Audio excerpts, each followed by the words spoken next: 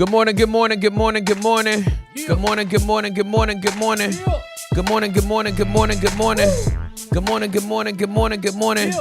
Good morning, good morning, good morning, good morning. Good morning, good morning, good morning, good morning. Good morning, good morning, good morning, good morning. It's Friday, yay. Hey, it's Friday, yay. Hey, it's Friday, yay. Hey, it's Friday, yay. We made it to Friday. We made it to Friday. Hey, this is my day. Hey, we made it to Friday. Hey, we made it till Friday. Hey, this is my day. Hey, we made it till Friday. Hey, we made it till Friday. What's up, everybody? Welcome to Wide Open. Buenos dias. We are locked in for the next 3 hours. There's nothing you can do about that. Actually, 2 hours and 45 minutes. It is 1 minute past the 9 o'clock hour. 9:01 Central Standard Time. It is 7:01 Pacific Standard Time. Good morning, good morning, good morning. It is 10:01 Eastern Standard Time. Listen, everybody. Good morning, America. So grateful that you're here. But to the rest of the world, we're so wide open for you. So good afternoon, good evening, good night, and indeed even good next day. Good early Saturday for my people that's in the Australasia area of the world. We are wide open. You are now rocking with the best. The best at what we do, not in competition with anybody else. We're just the best at what we do. Right. There's nothing we can do about that. Roll call, roll call, roll call. Shout out to 136 early birds that's in the house right now. Where you at? 10:01 p.m. in Malaysia. We so happy you here. We love you so much. Anaheim, California is in the house. Keller, Texas. From where you at? Chair dancing in Perrysburg, Ohio. What's up, Nella? Chair dancing? Yeah, I know chair dancing. That's what you was doing. You know what I'm saying? Okay, yeah. That's a you're chair right, dance. you're Anything right. can be a chair dance. You know what I'm saying? Right. I was picturing, never mind. Inglewood, Monique Malky. I hadn't seen that name in a couple of days. I love you, girl. Jerusha, it was so good to talk to you yesterday. I'm so glad you're here. Fayetteville, Georgia, Hawaii. What's up, Misha? You up early, girl. Buenos dias. Buenos dias. St. Martin, Inglewood, Las Vegas, New Jersey, Atlanta, Poughkeepsie, New York. I never heard of it. Yeah. Garland, Texas, Poughkeepsie. Abuja, Nigeria, 3:02 p.m. Let's go. Good afternoon. Poughkeepsie. Poughkeepsie? Yeah, that's Okay. how I've heard it. No worries. 5 p.m. in Uganda. Thank you so much for being here. Westlake, Texas. What's popping? You down the street, Nice. Chelsea. South San Diego. You know what's SD. popping. Double SD on the check-in. Kingston, Jamaica. Charlotte, North Carolina. Massachusetts. Orlando. Detroit, St. Louis, Bloomington, Minnesota, Plano, Texas, Hearst, San Fernando, California. What's up? Moreno Valley's in the house. Toronto, Canada. Hannibal, Missouri. Northwest Arkansas. Baton Rouge, Louisiana. Cibolo, Texas. H-Town, Sacramento, Waco. Jogging around Houston this morning. Be careful, Catherine. We love you. Lima, Ohio's in the building. Germany. I'm a B. Oh, it's Poughkeepsie. Poughkeepsie. Poughkeepsie. Yeah, Poughkeepsie. West Jefferson, Ohio. New Orleans, South Dakota. Muleshoe, Texas. Tulsa, Oklahoma. Rochester, New York. Kansas City, Missouri. San Antonio, Texas. Silver Spring, Maryland. Taunton, Massachusetts. Clay Center, Kansas. Chesterfield, Virginia. Stockton, California. Fresno, Cali. Gainesville, Georgia. Nashville, Eriday. Daphne's in the building. Malaysia's in the house. Whoop, whoop. Richmond, Virginia. Bartisville, Oklahoma. Kingman, Arizona. Hey, where is Wes at? What backyard is this dude in today? I saw he said South Lake. I think he said South Lake. He's in or- somebody's backyard in South Lake. Santa Rosa, California. Wes is never in anybody's front yard, including his own. He's only in their backyard. He prefers the backyard. That's hilarious. Beijing. What's up, Troy? Go. Trinidad and Tobago. Poughkeepsie. Trinidad and Tobago. Aaron and Creeben tuning in from London. Oh, not in Liverpool. They in London today. What's popping? Birmingham, Alabama, the hometown of my mommy. Charlotte, North Carolina. London town, Botswana. Y'all all over. I told you we wide open, right? Iowa, Columbia, South Carolina. Chino, California, at work. Salute, Rafael.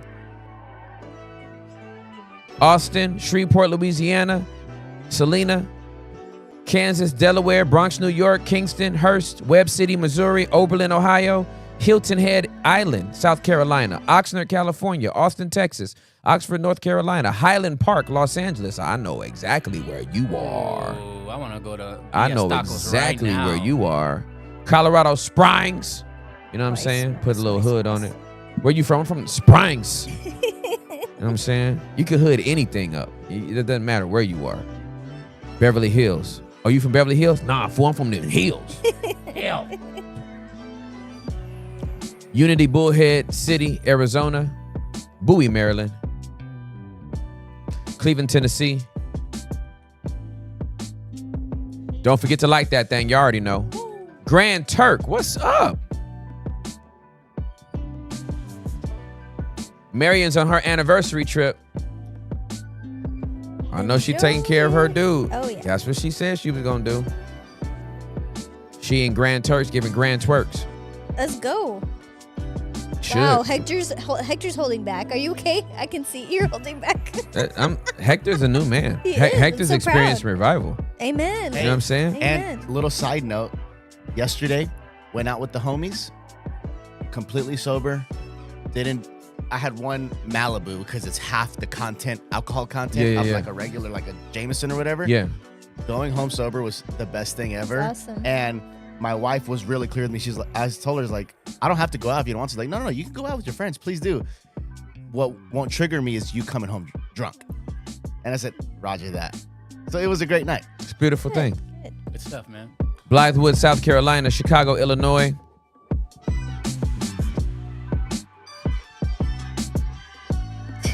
Someone said I don't like the new Hector. We don't like the old Celinda. Ooh. Shots I'm just fired. playing. I'm just playing. But am I though? I don't know.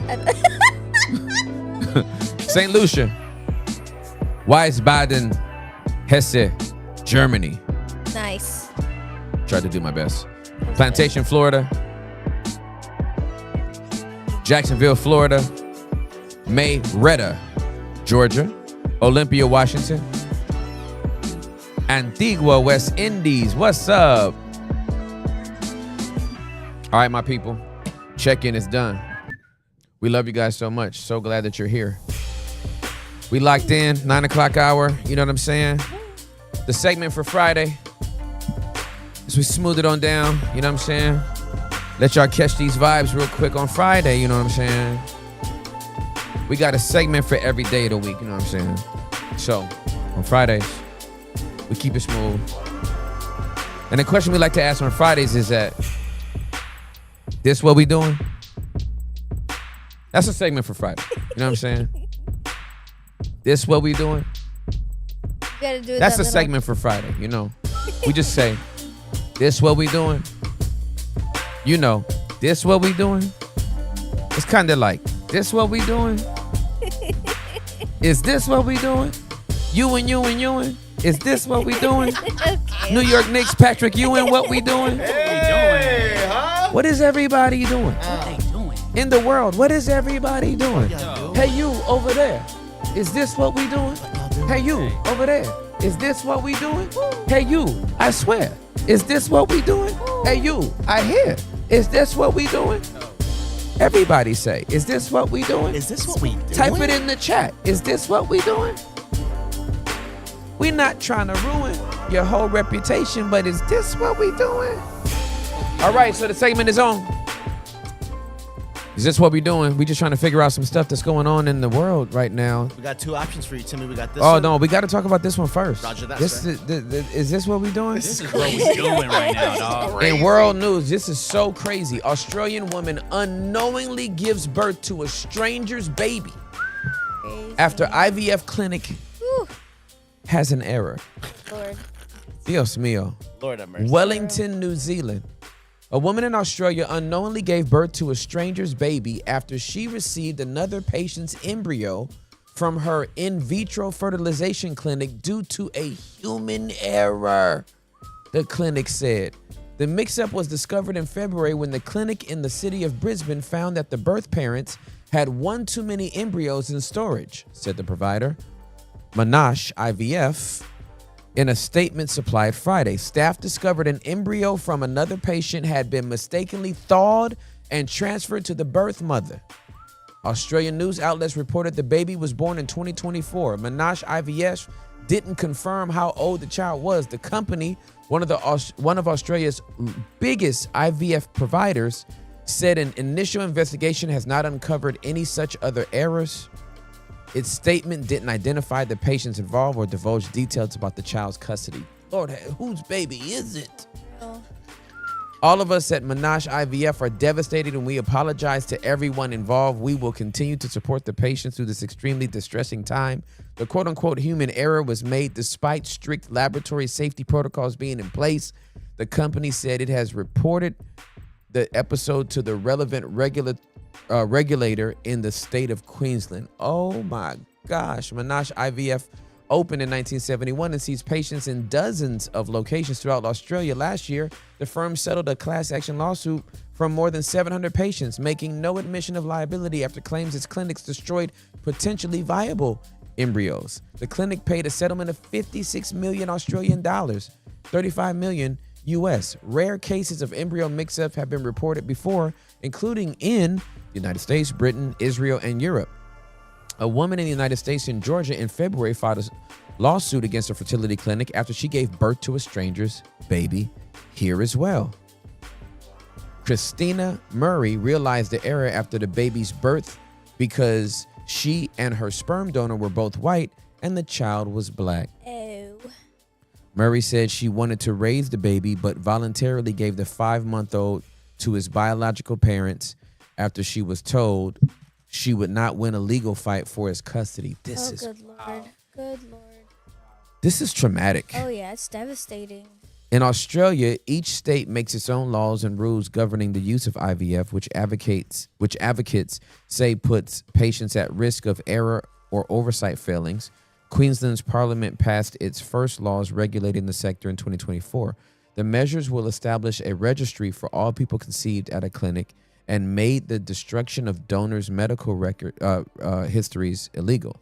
The change followed an official report that lambasted the storage of frozen sperm donations in Queensland, finding nearly half of samples checked were at medium or high risk of misidentification and recommending thousands be destroyed. Lord have mercy. I have jokes, but I need to, please, Lord, help me. Australia's states and territories need to see if their regulations are up to scratch. The Minister for Social Services, Amanda Rishworth, told the Today News program Friday, confidence needs to be brought back and it's imperative that it happens. Lord have mercy on my soul. You're holding back on jokes, but the chat ain't. Listen, child, this is so Yeah. bad. Yeah. Oh, yeah. You mixing up people's babies. Y'all shooting up the wrong clubs. Yep. This is terrible. Like, imagine. Y'all doing drive-bys in the wrong hood. I can't. Y'all doing drive-bys at nurseries. They didn't do nothing. The little embryos. How you gonna have a custody baby? You done carry. You done. The girl in America, she's giving birth to somebody else's baby. Mm-hmm. There's already a bond there. She carried it in her womb, and then she has to give birth and hand it over. Oh, my God.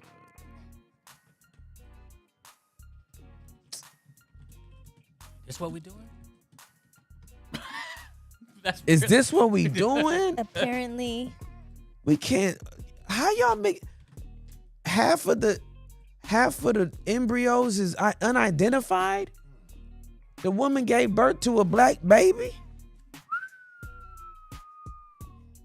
but now because she's the one that carried it, it's automatically biracial. Child, this is. What is we doing, man? What are we doing? Who is your mama? Oh, she. It's just some chick I was chilling with for about 9 months. The baby's like, God. I can't call it. When do the parents tell the child? dude, Your mama, obviously we're your biological parents, but your mama was a surrogate, but she didn't want to be. It's too much. It's too much. Yeah. Oh my goodness, this can't be what we doing. You right, Claire. IVF is hella expensive. You go through all this trouble, you pay thousands and thousands of dollars for a mix-up? Mm-hmm.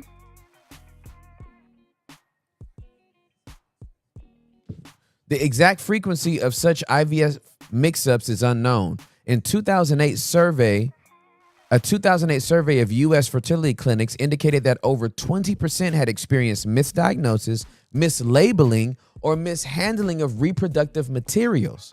However, there is no mandatory national reporting system for these errors, and many incidents may go unnoticed unless obvious discrepancies, such as racial differences between parents and child, prompt for. Listen, do y'all know y'all can keep doing these mix-ups until you just wind up with a whole biracial what the what? Okay, now, okay. Y'all ain't ready though. Y'all ain't ready though. Y'all ain't ready though. Y'all ain't ready though. Y'all ain't ready though. Y'all ain't ready though.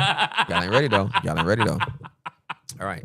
So there is a place. I'm not gonna say the name of the place. There is a city in San Francisco. Okay. High density population of lesbianas. Okay. ¿Entiendes? Yeah. Vale. Entonces, esos lesbianas quieren niños. Ajá. Sí. Entonces, ellos van Ajá. IVF. Sí, a la clínica. A la clinic, right? Sperm donor, blah, blah, blue, bleep, bleep. Okay? So, obviously, men shoot out multiplied millions of people. Right? Potential people, right? To fertilize one egg. So in this particular city, there were a lot of women who opted for the same profile Yo. arbitrarily. Like not knowing what the other women that would do the same thing, they all kept getting the same profile to be impregnated by. So this is just a sociological thing. 20 years from now, Wow. a third of these people, that's if they stay in this community, they don't move around, a third of these people are half brothers and sisters. Could potentially be going to school together, wind up dating each other, Oh, wow. Procreating. with each other, and don't even know that they're half brothers and sisters of each other. That's where we at, ladies and gentlemen. I'm just telling y'all. This is where we at right now. And didn't in the back, wow, I can't speak. Back in the day, nurses accidentally would switch babies, right? Wasn't that like a big thing? Like back in like the 80s and 90s, because all the babies would go in one room and some nurses would mix them up by accident. I don't know. Yeah, I heard about that in high school. I'll look it up. Maybe somebody's parents just said that so they could just be like, "You're really not our kid. You got switched at birth." Could you imagine? That's interesting about the sperm donation, because there's probably HIPAA laws and privacy laws. Like, hey, you can't know who they selected. You and can't know. That's crazy. I never even. And thought of everybody keeps getting. I can't say everybody, but a lot of these women kept on choosing the same profile. that. That's never even thought about it that far. You know what I'm saying? And so sociologically, man, these people about to be out here. Black Coconut said, there's an actual Netflix documentary. There's an actual Netflix where was it? There's an actual Netflix documentary on a man who fathered 1,000 babies. Child. What? We out here with the Genghis Khan anointing. Lord have mercy.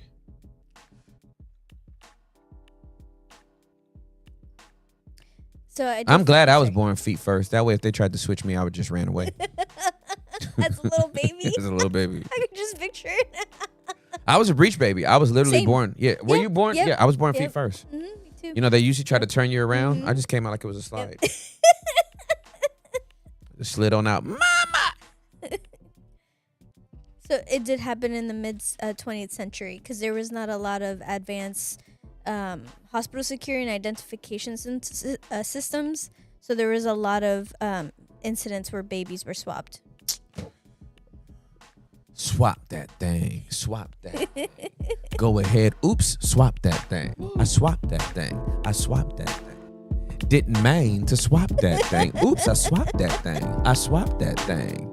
What is yo and yo's name? That part. Who do you claim?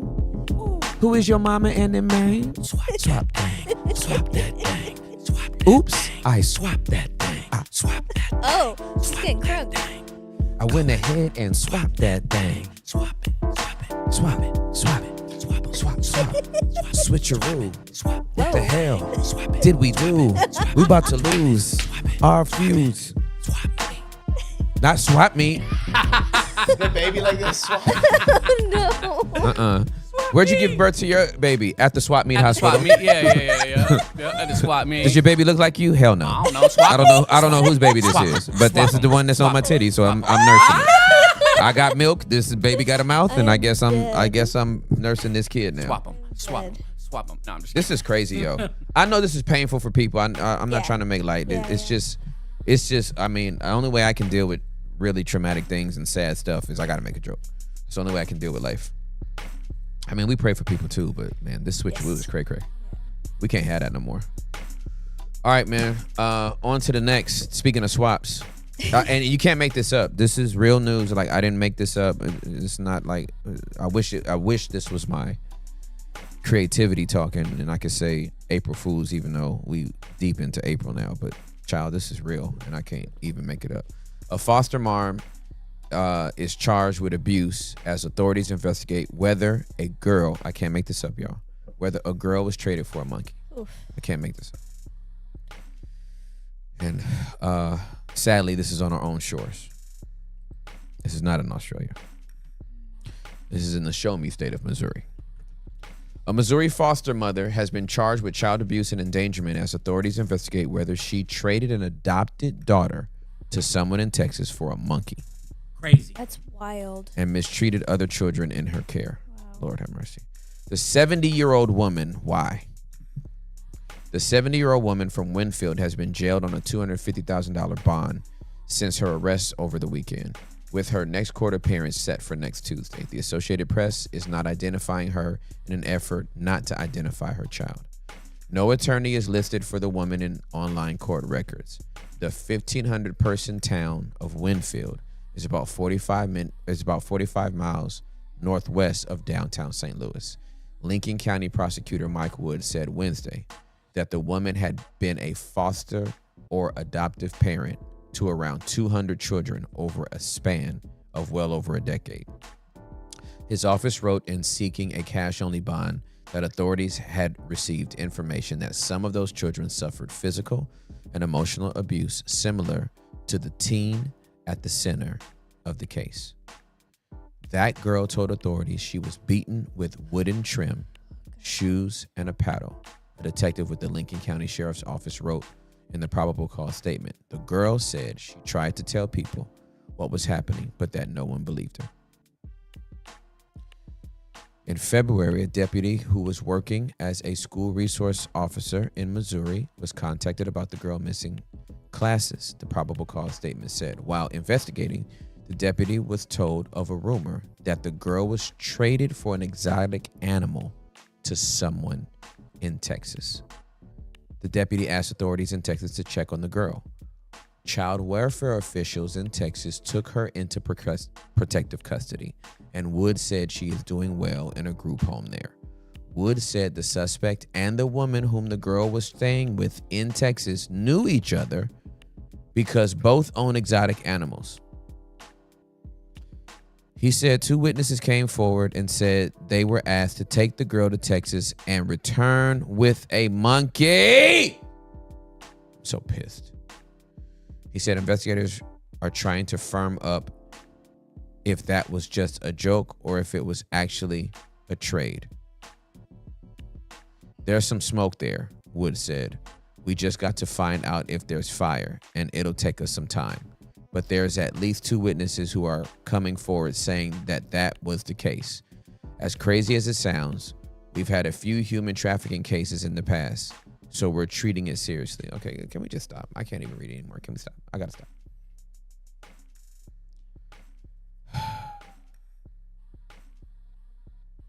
Is this what we doing, y'all? We trading our future for monkeys. Exotic monkeys. Do you know how much meth you have to be on A lot. to trade your adopted child for a monkey? First of all, to think about the trade, you got to be off.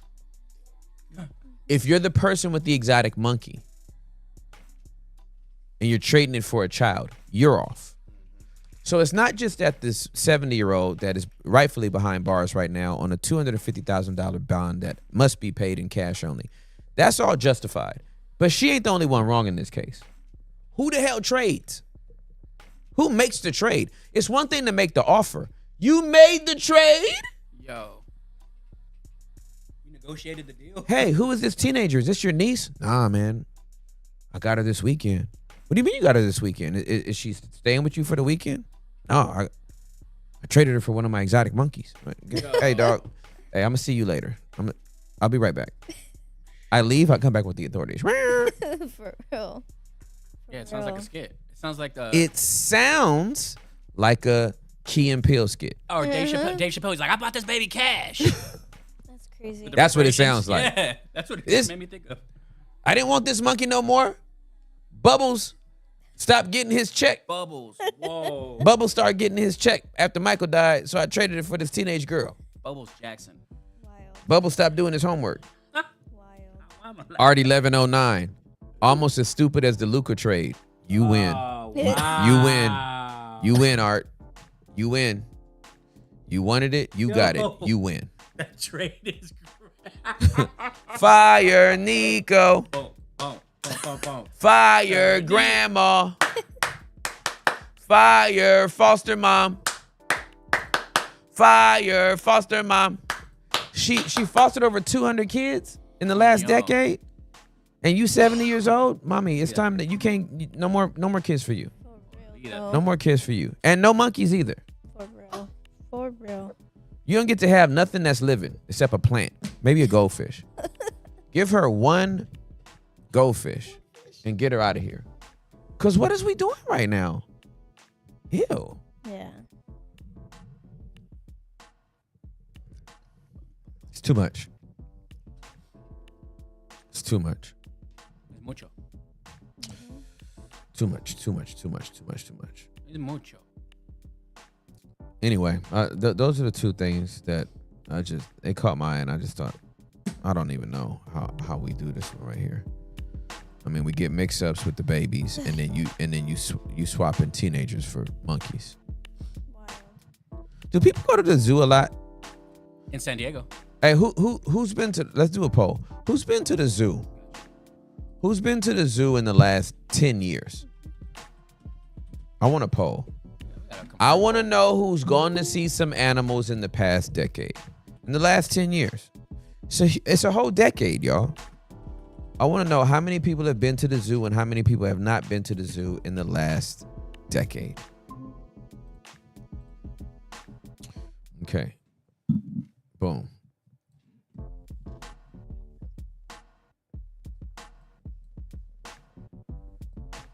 Somebody said the zoo is so sad. At least that's how I heard it in my head. The zoo is so sad. My sister is here. Good morning. Hi, Rye. Hi. It's so good to see you. It's so good to be seen. What's going on, my girl? Hi, brother. Okay, what's happening? Hold on, we Can lost still you, see me? sister. Okay, there we go. There you go. Hi, Me and all the pretty. forehead. How we doing? Good morning. Good morning. It's so good to see you today. It's so good to see you today. Hey, thank you for rocking with me today. I'm so grateful that you came on.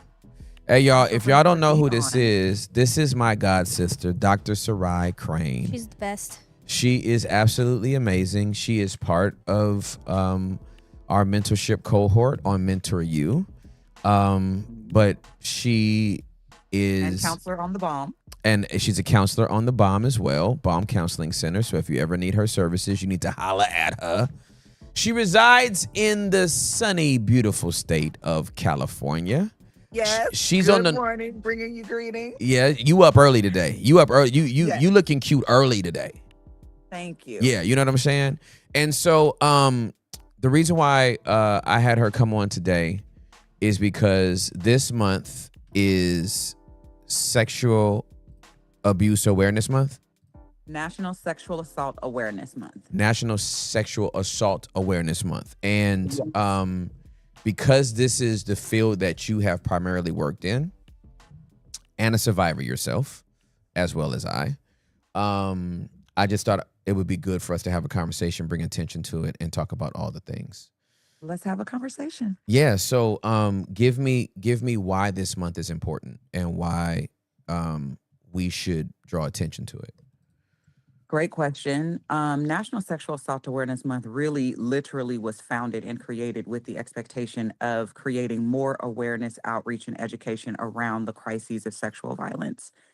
And I would say, I mean, I could give you a spiel on its founders and all that kind of stuff because I love to nerd out. But the truth of the matter is it's important because as pervasive as sexual violence is, you know, across experience, cultures, ages, genders, however you want to, you know, define it, it's still pervasive and it's still so stigmatized. And a lot of people still don't know that it exists at the level that it does, which is why I love so much of what you have done with your testimony and your platform, Tim, because it has given people permission to name that they have survived it. And some of them are still surviving it. Yeah. And, you know, the more we talk about it and regularize the conversation, the more folks will feel free to actually talk through and get some intervention. And I always tell people, intervention is prevention. So even if it happens, once we go in and actually address it, we can stop and thwart the continuation of that thing for generations to come. And we can also mitigate the, you know, impact that it has on our lives, our relationships, the way we show up in the world, the way we experience God. So it's really, really critical. Yes. Hey, one of the things that we have had conversations about on a couple of our wide open calls are people who have experienced sexual abuse in the past and how it hinders their sexual expression in marriage. Yes. Or how it changes it. Can we talk about that? Let's talk about it. Yeah. So I have spent considerable time working with couples in the dating phase, engagement phase, and definitely in marriage. And, you know, it kind of happened, you know, while I was working on my doctorate and I had, you know, my couples therapy class and, you know, I needed to get those hours and I needed an opportunity to do pastoral counseling, you know, specifically for couples. And so I felt like my gifting, particularly as pastor and clergy, was just helping people to destigmatize conversations around sex and sexual expression. So a lot of the times that I ended up coming into contact with survivors wasn't because they had an epiphany that they survived a sexual assault. It was tearing up their marriages. And as a result, we're having conversations and dialogue. And because I'm trained, right, and I have this, you know, orientation around survivors, you start uncovering it and it's like, there's some sexual violence there. I would also say individuals that have struggled with addictions in their lifetimes, it's like essentially you can basically assume that they've survived it unless they say otherwise. Got you. Like it's that pervasive. Wow. And so I think when we're talking about the way we express ourselves sexually, especially within the context of relationships, it can shut people down. And I have found individuals that have survived sexual assault end up on one side of a polarity. So they're either hypersexual, Mm. where they end up, with really, almost insatiable appetites, or they're hyposexual. And we see a lot of that covered up in the church because we can be pious, we're living for God, we're pure, when the reality is folks have, such extraordinary trauma, like in their spirits, in their, lives, that they haven't been willing to express themselves that way. And so when you're talking about it's legal, now we married, we together, we can do it, have a great time, experience and access pleasure, but there's something that's shut down. And a lot of times that's because survivors have dissociated.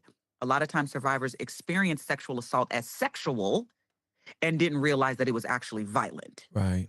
And so Right. that's why the education piece is so critical, because we've sexualized sexual assault instead of recognizing it as violence. Mm. Mhm. Okay. All right. I'm about to nerd out, sissy. This is Okay. all right. So, because you brought up a nuance that I feel like the church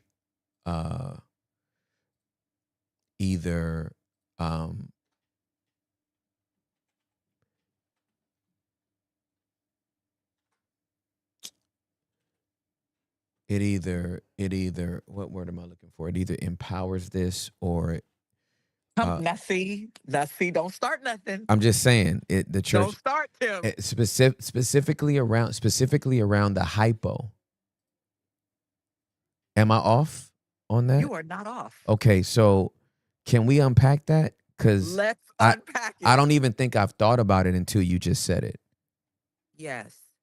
So I'm blushing because this is the kind of dialogue that I'm like, let's go there. Yeah. Because in my experience, I have found that the church, and I'll just speak from my own context, serving in both what I would consider Baptist and non-denominational context. And I'm talking from the context of, being a minister in training, actually being ordained, Right. being a pastor, being associate, full-time vocational, and also being exploited in ministry for several years. But we know about that. Yep. But I have found that when it comes to sexual expression, the church, by and large, just does a terrible job of having real, honest conversations with individuals, and so many of us feel and experience shame Mm-hmm. around it. Mm-hmm. So we're not even talking about sexual violence. We're just talking about sexual expression, desire, pleasure, accessing these things, which is another reason why I love this platform, because Yep. we're normalizing these conversations and dialogues and how they're impacting us. But what the church has done specifically around sexual violence is get real quiet about, one, how pervasive it is in the Hebrew Bible. So if anyone ever wants to, go toe to toe, have at it. Because I wrote a whole 200-page dissertation where I did a critical analysis of sexual violence in the Hebrew Bible. So if you want to go there, we can go there. I've always got time for that conversation. But the reality is, because we're not talking about it, and the church talks about biblical literacy, but you leave out that part. Mm. And these aren't obscure scriptures. We're at Genesis. Yeah, for sure. Genesis Oh, 34. absolutely So we correct. can talk all about Potiphar's wife, Right. and what happened with Joseph, but you don't want to talk about Dinah? Judah. Yeah. And Dinah. Shechem, and what Yeah. happened. We don't want to talk about that. Yeah, We for don't want sure. to talk about the fact that, all through, we're not going to, David and Bathsheba, Yeah. the concubine Yeah. in Judges. I mean, That's right. violent instances. That's right. Tamar and her Yes. rape. That's right. And so we preach biblical literacy, but you don't want to talk about that. Yeah. Because we can't shout off of that. Right. We can't make some of these patriarchs that we've made, these heroes. Actually, they were kind of whack. Yeah, for sure. And it's the nuance. And so I think the hyposexual obsession that the church has to stifle, part of it is sexism and patriarchy. We hate, the idea of women in particular having sexual expression. Right. But we want to squash the reality that sexual violence has been around since antiquity. Like I said, it's in there. And I think that we laud what we consider purity, but really it's silencing the voices of individuals that have been deeply marked by sexual violence and deeply marked by profound and complex sexual trauma. I feel like I went on 1,000 tangents. No, I But bet you I'm like, didn't. I bet you didn't. I'm literally just soaking in the words that you're saying. I'm thinking about all the people I've counseled yes, over almost 30 years yes, in ministry, and how many are almost afraid of their own sexuality, absolutely. like male and female. Yes, You know what I mean? It's just not absolutely. just females. It's male and female, disproportionately female, but males as Yes. well. And there's so much shame around it. There's so much shame. And And I think with men in particular, um, naming sexual violence uh, has been an area of extreme lack. And again, that's why I love you. I love your vulnerability. But more than that, and I've said this, you're a liberator. And there's people who you won't even know what you sharing your testimony and your story has done for them. It has ushered in liberation and freedom. And again, the disruption of continued sexual harm for generations to come. yeah. And so I'm so privileged and honored and humbled to have been the person that an individual, multiple individuals, I'm the first person that they've disclosed to. But it makes me sad because I've had, I'll never forget a woman who was in her 80s and she disclosed to me, just sharing my testimony at church, and she disclosed that. Men who have, disclosed to me, couples, husbands that have disclosed.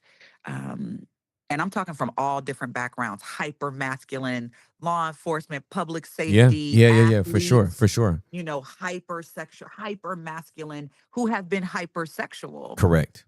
and now naming, their experience of sexual trauma. Yeah. So we talk about we've now I'm gonna nerd out on the theological side, Yeah, let's but do it. I want to blend in what we're talking about. So we talk about liberation theology, whether we want to point that towards Black liberation theology, whether we want to point that toward, and then obviously what the only thing that we focus on in Scripture is liberation of Sure. the oppressed, right? Sure. If we're talking about, I know this word is probably a rarer term, but we could talk about financial liberation theology, Yes. right? Yes. Yes. I think there's a case to be made for sexual liberation theology, because here's what I'm thinking about, right? I'm thinking about what, because of the patriarchal structure, and you can correct me if you think I'm going in the wrong direction here. I'm thinking about how meaningful it would be for a male pastor to treat some of these Old Testament narratives like the rape of Dinah, like Yes. the rape of David's daughter by her Yes. half By her brother, half-brother. right? Like Mm. Abram going into Hagar, Come or on. Hagar being summoned to his tent, right? Mhm. And Uh, Bathsheba. and Bathsheba, right? And to hear a male pastor teach and preach about how wrong this was, even though this person is a person of faith or whatever, this was wrong. It should have never have happened. Women should not be treated as such. This is a part. This is as much the brokenness of humanity Yes. as slavery Yes. is. Yes. I'm thinking about what that would do to the congregation, what that would do to all the men in the room, what that would It do will- for an altar call. What kind of altar calls would take place after a message like that? What would that do for a community? Exactly. What would that do for a village? It would be the game changer. Yeah. And I'm glad that you brought up the parallel around like slavery, because the truth of the matter is, even with the abolition of slavery, the main abolitionists were not the black folks crying out oppressed. Correct. We had to get white liberators and Correct. individuals that had the hand and the identity of the oppressed to actually become liberators. And so by and large, women are victimized by men, and by and large, men are victimized by men. And that's not to say that women do not, Right. commit sexual assault, because Right. a lot of men that I know that were sexually abused, their first experiences were inappropriate relationships with women. Yep. But we know by and large that men are the majority of the individuals that cause sexual harm and trauma. And so if you have pastors and clergy that renounce sexual violence at the level that they renounce fornication and alcoholism and doing drugs and all the other tomfoolery that you hear every single week, but you never hear about it. April is National Sexual Assault Awareness Month. How many times have you ever been in a church and heard a pastor talk about National Sexual Assault Awareness Month? How many times have you ever seen a male pastor talk about Domestic Violence Awareness Month, which is in October? We got 1 month, it's 4 weeks. Right. Out of 52 weeks. And you won't renounce it. And Yeah. again, I think, I'll speak from my context as a Black woman coming out of predominantly Black churches. Not always, but just in my formative years, what that would have been like, what that could have been like if we had those conversations. And it becomes this conversation around like, well, the women will handle it. When I was working on my dissertation, my original goal, the deliverable that I was trying to produce was a curriculum for training clergy. Yep. And so I'm like, hey, let me train you. Let me, do some, best practices and things that you can do to refer. I couldn't get critical mass. And I was on staff of a church with 17 pastors and only 2 of us were female. I couldn't get my friends. Wow. I couldn't get the people that dapped me up and called me, Pastor Sarai. I couldn't even get them to sign on. Yeah. And I think the myth that men with daughters are more responsible is a myth. It is. Because some of the most patriarchal, toxic, unwilling to have these conversations are men who were raised by women, who have daughters, who have wives that are survivors, who have been survivors themselves. Yep. And so to answer or to speak to that wondering, that dream, what if pastors, male pastors were actually talking about this through pulpits, it would be a complete game changer. Yeah. I was at a and church. the altar calls would be full. So I was at a church in I won't say the city. I actually won't say the state. Okay. Because I've only been there once, and everybody's gonna know. Yeah. Okay. Okay. So it was a one and done state for me. Okay. And damn sure a one and done city. But I'm preaching at this church. I give my testimony at the end. Right. I feel led by the Holy Spirit to give my testimony. While I'm giving my testimony, this is one of those old school churches where the preacher sat in back of you. Okay. Yes, they had yes. their little throne chairs. Yes. And then you got the little pulpit right there, right? Yes. So I'm preaching this message at the end. I'm giving my testimony, and I start feeling a tug on the back of my jacket, my suit jacket. And I turn around, and the pastor of the church is literally tugging on the back of my suit jacket, like He wants you to. like wrap it up, like stop. So I, like I speed up. Like it's not like I stopped. I speed up, and I give an altar call, and all these women come up to the altar, and they are bawling. Of course they are. Right. And he starts tugging on my jacket again, and it's like, I'll take it from here. So I'm just like, maybe I went too long. I probably went too long, right? So we get done, and whoever is hosting me takes me. I'll never forget this. I think we went to Hometown Buffet. It was just like one of these places, right? This is long. I was in my 20s. I was in my mid 20s. Okay, this is a long time. Been ago. there, brother. Yeah, right. So we're at Hometown Buffet, and we sit down, and the deacon and his wife, they're like, "You have no idea what you did today." And I'm like, "What are you talking about?" And They were like, our pastor is frequently seen in the red light district. We've actually caught him in the parking lot getting oral sex. The parking lot of the church getting oral sex from one of the members. And I'm like, Blown away. I'm like, is that what that was about? And he was like, yeah. Well, about 35 minutes later, 4 women from the church who were at the altar call came into the same restaurant, and they saw us and came over just to say thank you, because they didn't know how to get out. They were like part of it. I was breaking up his harem and didn't know it. Can I say something about that too? Of course. Because preachers down prostitutes, I use that term loosely, and that's one of those, it's up there with, being a fornicator, an adulterer, you a prostitute.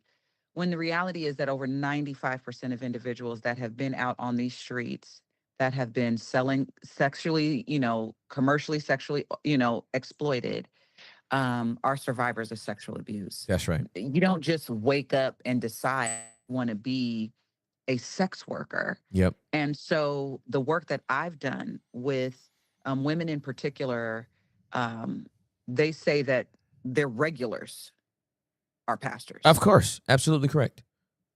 They are part of the economy of sex work and prostitution globally. Yeah.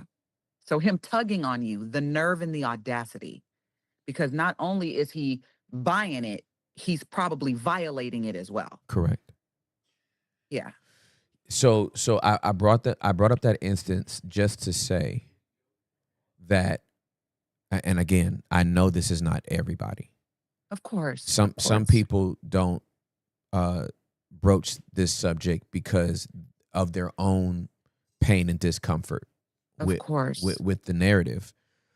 And we know that there is a segment of the population that cannot speak on this because they participate in it. And you cannot talk about what you are involved in. Come on. With conviction.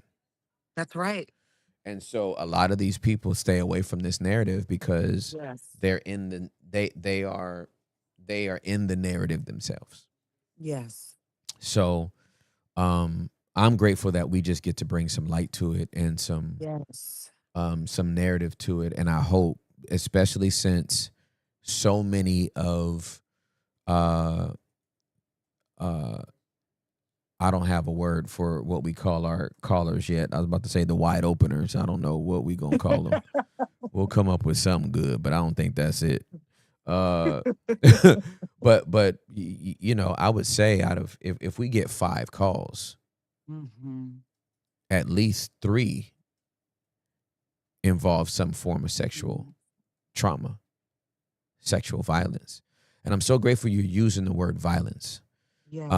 Because it is violent. It's violent. It is violent, but because it doesn't have the same pain expression. Yes. Like you got punched in the face, you got kicked in the ribs. Doesn't make it less violent. It just makes it a different type of violence. Yes. Yeah. 100%. Yeah. And I just have to say, I've been working with this population for 22 years this summer. But you're 24. I know, right? It's like you don't crack or something. I know, right? Yeah. And I think what has grounded me in the work, because you get your heart broken all the time. I mean, the stories you hear are just heartbreaking. But here's the reason why I've lasted over 2 decades. Because I've seen what happens when people do the work. I've seen what happens when they are honest about it, when they get in community about it. And so let me just do a shameless plug for this group that I'm running with Evolve. Yeah, please do. Because I do facilitate a group for survivors of sexual assault. We're starting a new cohort on April the 29th. It just seemed appropriate to have a cohort begin in the midst of Sexual Assault Awareness Month. Good. And a lot of people are nervous to do that. You know, they're like, well, can I meet with you one-on-one first? I'm like, We sure. And the and reality is these groups, not only are they therapeutic and they provide a therapeutic support, they help not normalize it, but give you like faces to other individuals that you're walking by and you don't even know, oh, you too? Oh, you too? And so I'm actually trying to do a group just for men. That's not the one that'll start in April, but I tried to, and I couldn't get the men to commit. And mm, so I just want, if anyone is listening, I want you to know that if you're considering a praying about a group, yes, yeah, do it yeah, with the right person, a safe person who can contain the space and to really just love on you and hear you and educate you. yeah. That's Because a good. lot of the work of working with survivors is what is called psychoeducation, Hmm. where you're helping people understand the nuances of trauma, psychobiology, some of the ways that, you know, trauma shows up, grief and loss, theology, and, you know, biblical, you know, the biblical aspects of, you know, really big themes like forgiveness and how many people have been manipulated into forgiving their, you know, abuser, because 85% of the people that will abuse us are people that we know, Right. That's correct. that we've been vulnerable by or, Yep. you know, made vulnerable to. Yep. And so I think a lot of education has to go into, you know, helping survivors. And Yeah. so some of it looks like people sharing their experiences and their testimonies, and some of it sounds a little bit like just teaching, and it sounds a little bit like a lecture. I can hold it all. Yeah. That's And great. so I'm not just, you know, plugging mine. I'm Mm-mm. saying get into anything, a good Bible-based, competent, well-seasoned environment where you can get some help big time. All right. So I just want to co-sign this by saying 4 words. We heal in group.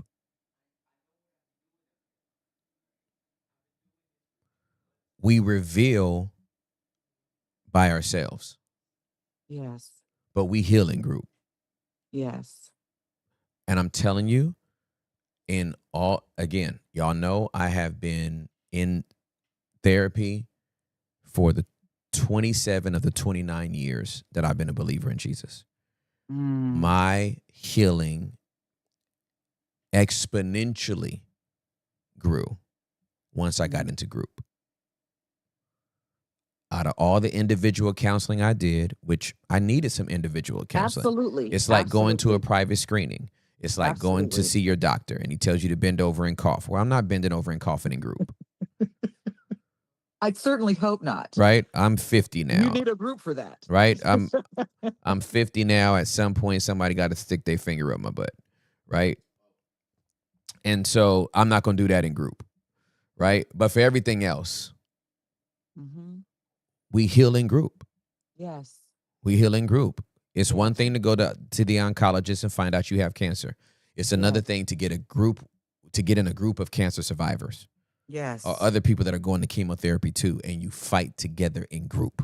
Yes. So whether you are male or female, but since you talked about the males, I just want to encourage all my men. You have been Yes. brave enough, many of you, to be on our calls, to show your face, to be vulnerable, to talk about your past. It's one thing to talk about it. It's another thing to work on it. Yes. And we don't want to have a gym membership and still not have a 6-pack. Let's get to work. Let's get to work. Yeah. Let's Thank you so heal. much, Rye. Yes. You're welcome so much. I'm so happy to be here. Thank you for coming on. Like like I'm so grateful. It's my pleasure. Yeah. So y'all, Hopefully next time when I come back, we can have a little more fun. But right now, yeah. Right now we got to talk about this this. is the vibe. This is Yes. the vibe. Yes. Next time we Yes. talk back, we'll talk about Too Short and E40. Yes, we shall. I mean, I I love don't you so I don't know much. why we're gonna have a conversation about them, but I just you in the Bay, so I just had to name 2 I'm people. ready. Yeah, exactly. For Sugadale. For shizzle. I love you so much. I love you, girl. Have a great I love weekend. everybody. Hector, Derek, Huli, I love you. Love We you, love sis. you. Miss you. All right. Miss you Bye. too. Bye. Dr. Sarai Crain, ladies and gentlemen. National Sexual Assault Survivor Month. Get in a group, y'all. That's all I got to say. That part. Get in a group. Is this what we doing? Yeah, that's right. We get in a group. That's what we doing. We get in a group and we doing our work.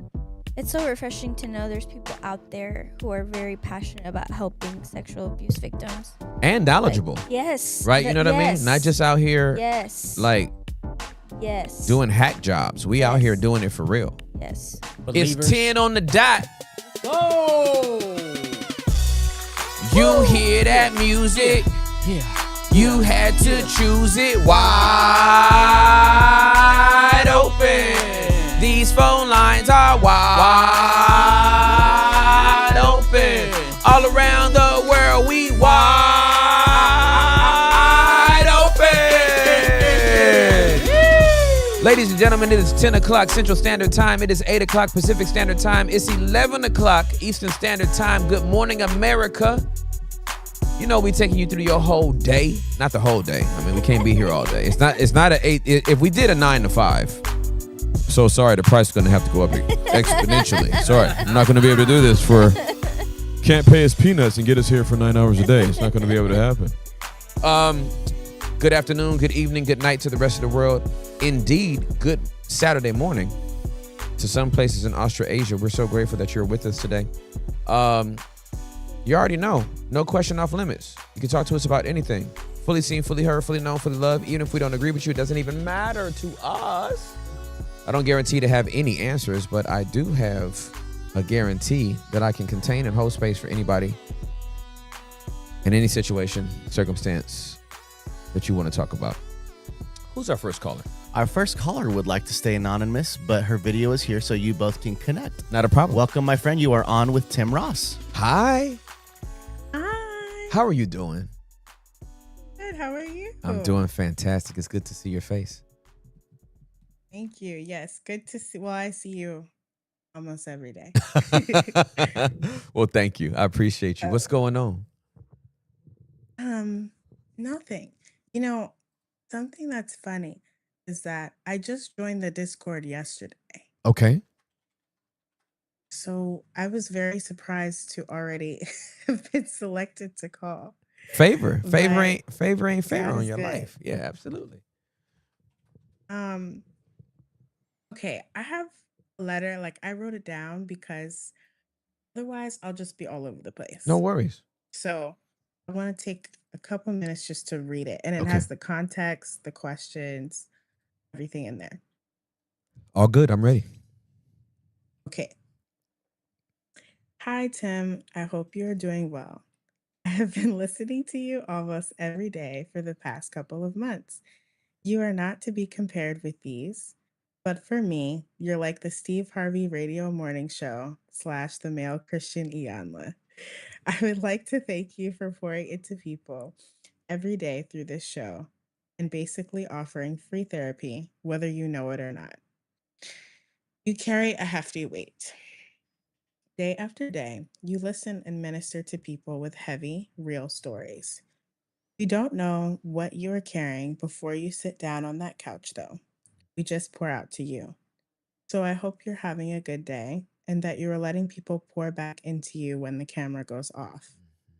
Hector, Derek, and Huli, your vulnerability and your service transcends the boundaries that sometimes church buildings put up.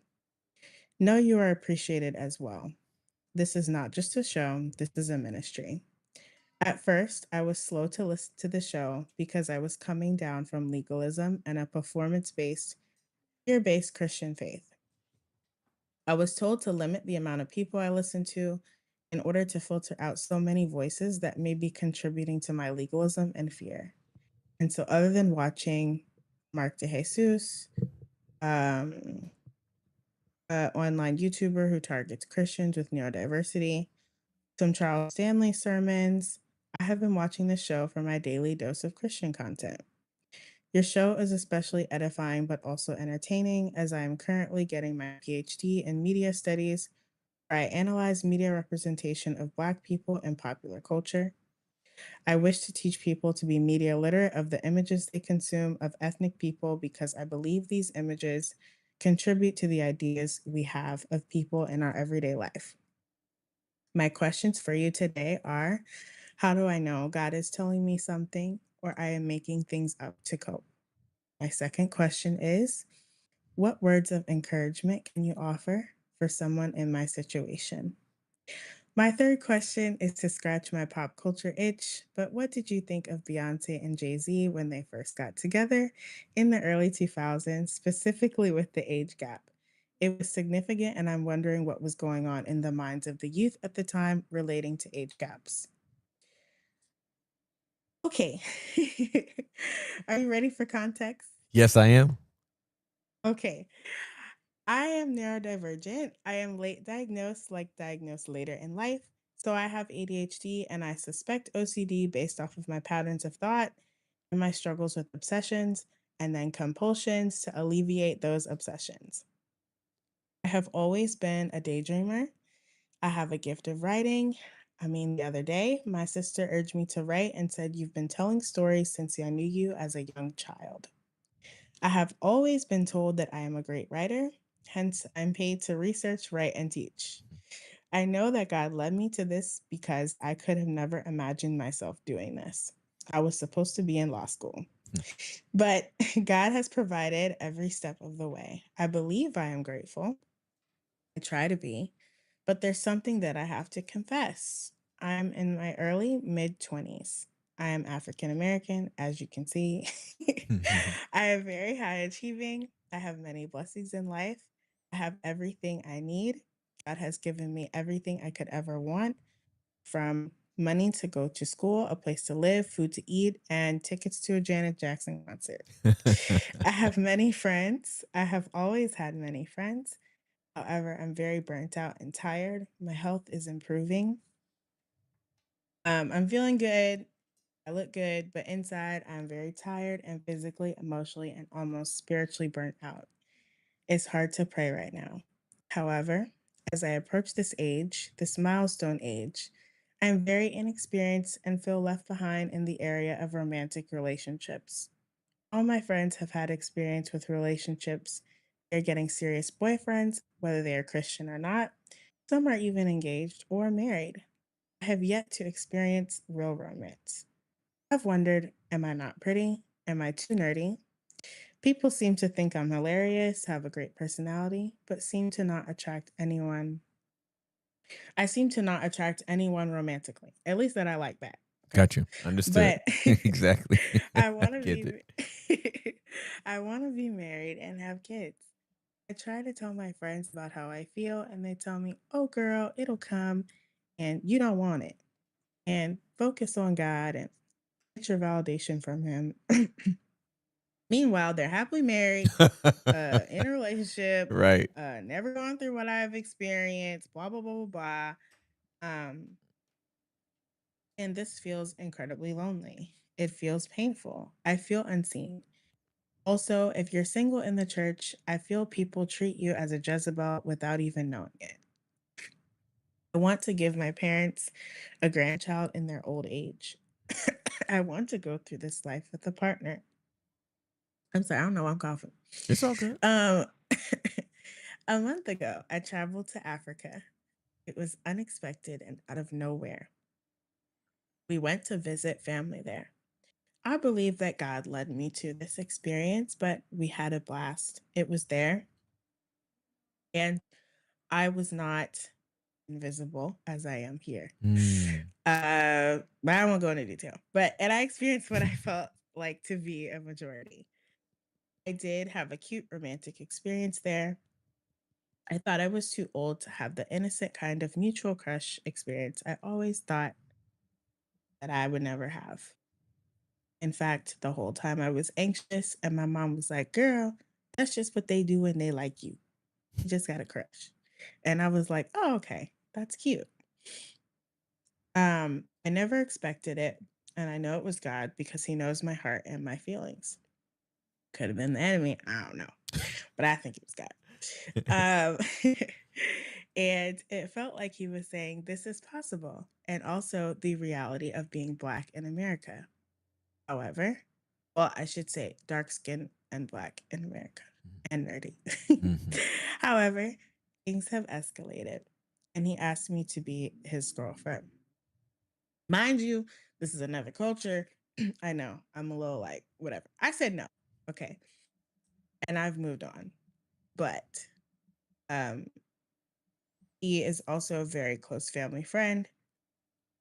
Well, I'm sorry. Yeah. He's a close family friend. We spent the whole week with him. He's not a stranger.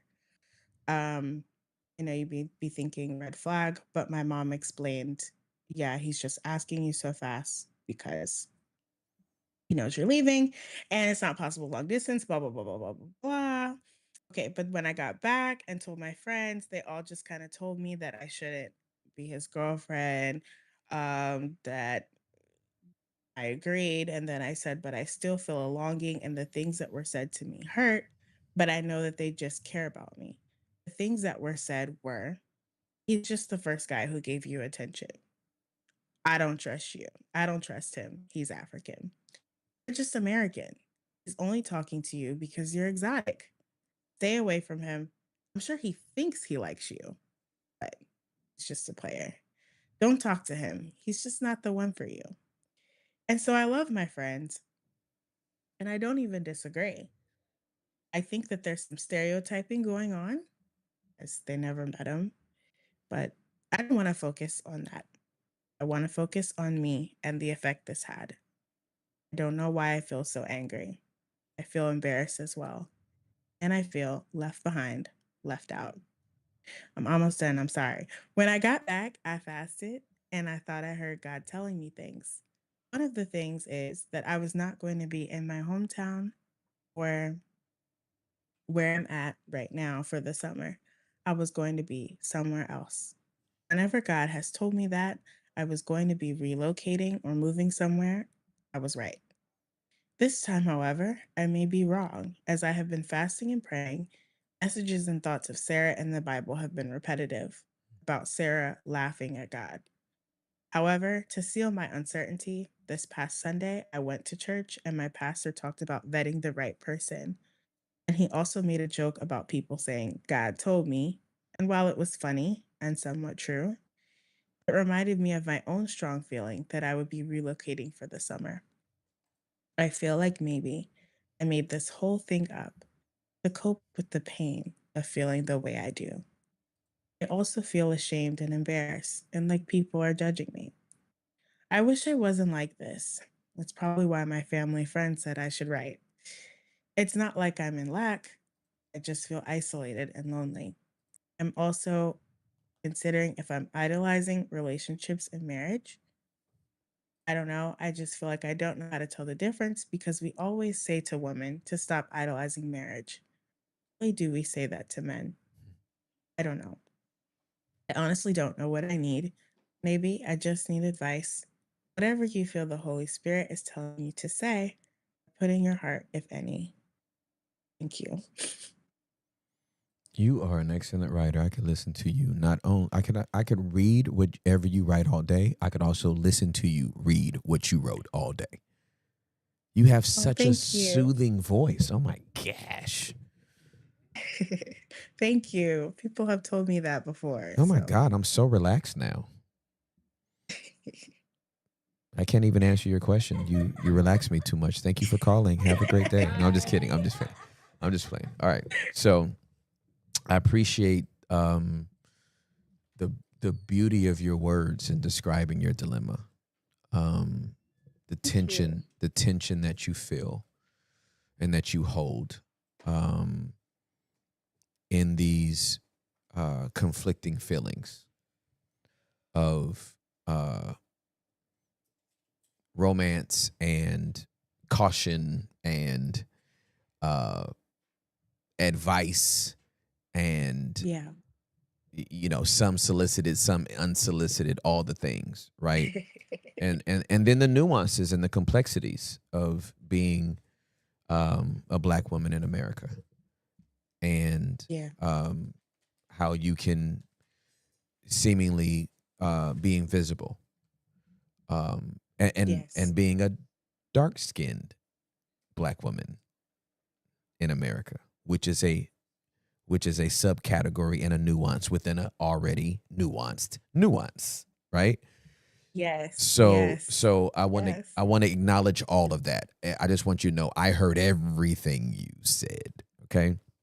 Thank you. So I first want to just celebrate you experiencing a feeling, whether it is fleeting, whether it is substantial, whether it's nothing. To even Mhm. feel romantically inclined to somebody, whether it's a crush or not. If it's a new feeling, there's so much to learn from that, Mhm. right? There's so much Yes. to just learn about yourself in the feeling. If it materializes, yay. If it doesn't materialize, yay. If it moves forward, yay. If it doesn't, yay. There's still something to learn about you in that situation. I am a case by case type of person. I am a Mhm. scenario by scenario type of person. We can have all of the uh, conjecture around why an African man likes an African American woman and what long distance relationships are and what they are not. And he probably like you only because you American, and he probably wants some papers and trying to get here on a passport and did it right. We can make up all the scenarios, or he wants to bring you back home to make you one of his many wives in the, you know what I'm saying? Like we can run all the scenarios. One of the many. Right, one of the many, right? We can run all of the scenarios, and what if he ain't none of that? Right? Yeah. What if he's the unicorn guy that ain't none of the above? Well, you don't find out unless you investigate. Yeah. Right? That's like saying all light-skinned girls are gold diggers. Yeah. You know what I'm saying? If you light-skinned with green eyes, you must be a gold digger. With little baby Yeah. hair squigglies, you got to be a gold digger, right? Yeah. Like, I mean, we could do stereotypes all day. I don't like stereotypes. I'm a case by case person, and Mhm. I would rather just investigate and then contemplate and then make my decision from there. But there's a lot Mhm. to learn about you, even long distance with a guy that has a crush on you. And I just say investigate it and block everybody else out. Oh, okay. Those are my thoughts on that. Okay. Okay. When it comes to you hearing from the Lord and trying to figure out, is this the Lord or is this me? The same type of investigation is involved. Ask, seek, knock. Yeah. I will never turn the door handle, and I will never kick down a door, but I will knock. I will ask. Okay. I will seek. I'll put a fourth one in. I will try. Let me give you a scripture that I think would be fitting for you. This is First Samuel. First Samuel. It's got to be around. I think it's 14. All right, so Jonathan is, they beefing with the Philistines at this time. Mhm. And then around verse 6, it says, then Jonathan said to the young man carrying his armor, "Come, let's cross over to the garrison of these uncircumcised ones. Perhaps," that's a key word, not "thus said the Lord," not "God told me," not "perhaps Adonai will work for us. For nothing restrains Adonai from delivering, whether by many or by few." His armor bearer answered him, "Do whatever is in your heart. Go ahead. I'm with you, whatever your heart decides." Then Jonathan Mhm. said, "Here, we'll cross over to the men, then let them see us. If," another key word, "if they say to us, Mhm. 'Wait till we come to you,' then we'll stand still in our place and we will not go up to them. But if they say, come up to us, then we will go up, for Adonai has delivered them into our hand. That will be our sign. So what I want you to know is that sometimes we don't know the will of God until we bust a move. Mm. And sometimes in the movement, right? If the door opens, okay, it must have been the will of God. If the door closes, it must not be the Lord. But all these people that be sitting on their couch, like, until the Lord explicitly tells me what to do, I'm not making a move. Child, they don't do nothing for like 7 years. Because they won't even take a step. Yeah. And sometimes we find the will of God while moving, not while standing still. But I have no, like, there's nothing. I heard that, right? Mhm. But usually by this point, if the Lord has told me where, I don't know what this thing about the summer and moving, like, this is repetitive in my life. Mm-hmm. If he's told me that, like, someone will come with the opportunity. So I don't even feel like there's nothing. I mean, it's April 11th. Is it summer? There's nothing there. Not the head tilt. No, it's not summer. Okay. Then what is we talking about? I just feel like I'm crazy and I'm like, maybe I'm just sad, Maybe you are. And yeah, Maybe you are. And what's wrong with being sad? nothing. What is the sadness? What is the sadness informing you of? Again, all of our emotions need to be investigated. So what is this sadness informing you of? What are you sad about?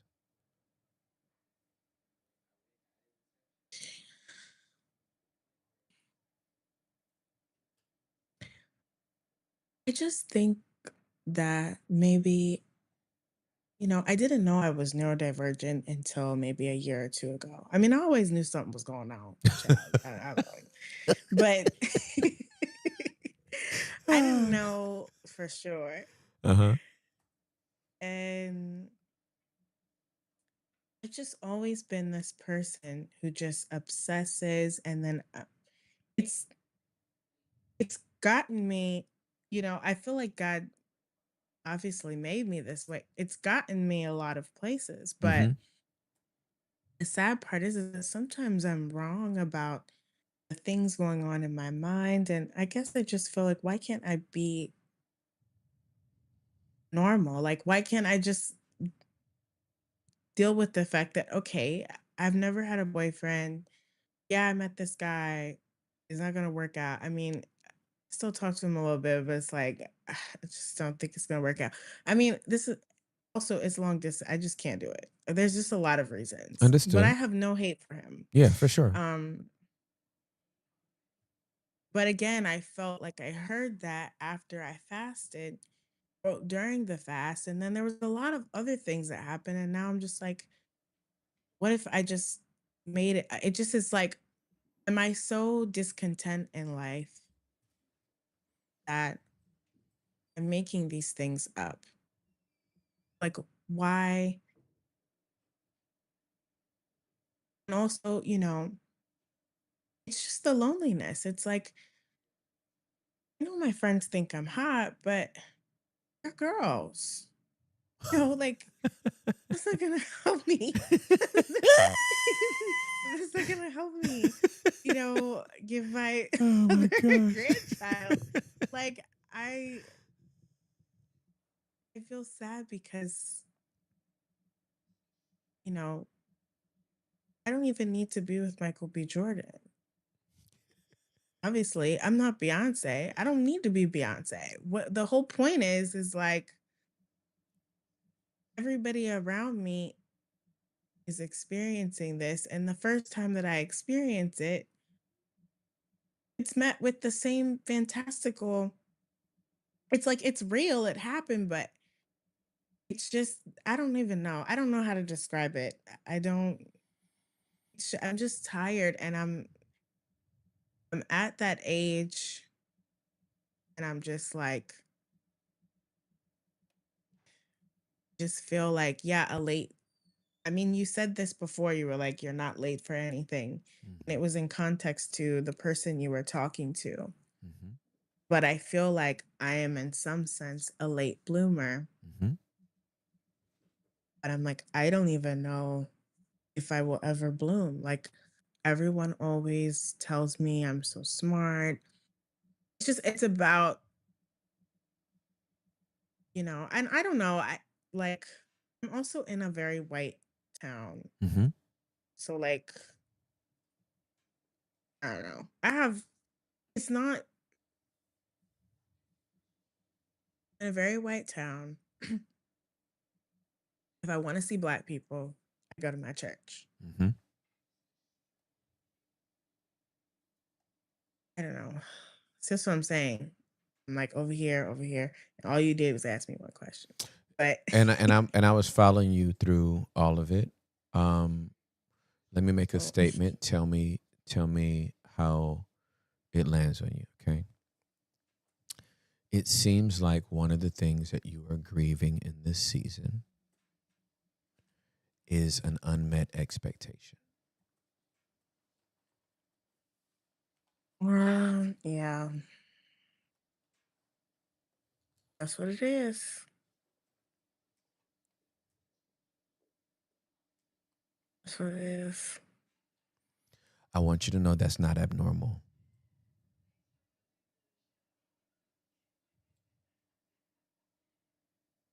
I know Yeah. very few people your age that in some way or another are lamenting something that they thought they would have by now and they don't have it. They thought they would have got their degree by now. They thought they'd have their dream job by now. They thought they'd be making this particular salary by now. They thought they'd find the love of their life by now. They thought they'd have their first child by now. They thought they would be in a house by now, not in an apartment still. We all have unmet expectations. And they're worthy. They're real to us. Obviously, we know God is sovereign. He don't got to do nothing. After sending his son to die on the cross, he ain't got to do nothing else for us. We all know that. And we all want a damn bonus at Christmas. Yeah. And we want a promotion on our job, and we want to go to Turks and Caicos on our vacation. Like, right? Like, it's very first world. Okay? Yes. Right? Yes, It's very, yes. very first world, but it's real to us. This is our reality, right? We're not waiting for a UNICEF helicopter to drop 40 pounds of rice on our head. You know what I mean? So that we can live for another week. We're in a different part of the world. So I get it. Yeah. It's worthy of your grief, though. It's worthy of lamentation. It is worthy of sadness.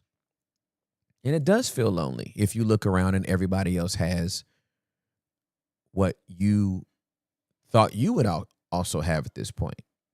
And oh, by the way, you have a diagnosis that's been undiagnosed for the majority of your life. And so now you're able to make more context and more meaning to your life maybe in the last 24 months than you've been able to make in the last 24 years. Yeah. So all that's true.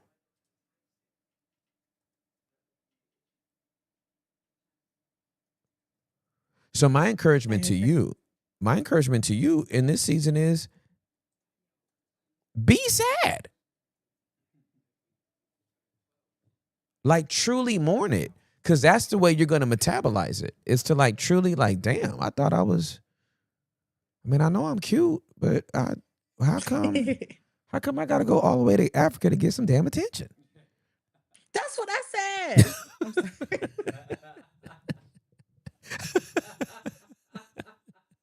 Amen. Dang. Right? Like, I need some of these brothers to move over here and see me in my natural habitat. Why I got to go way over there?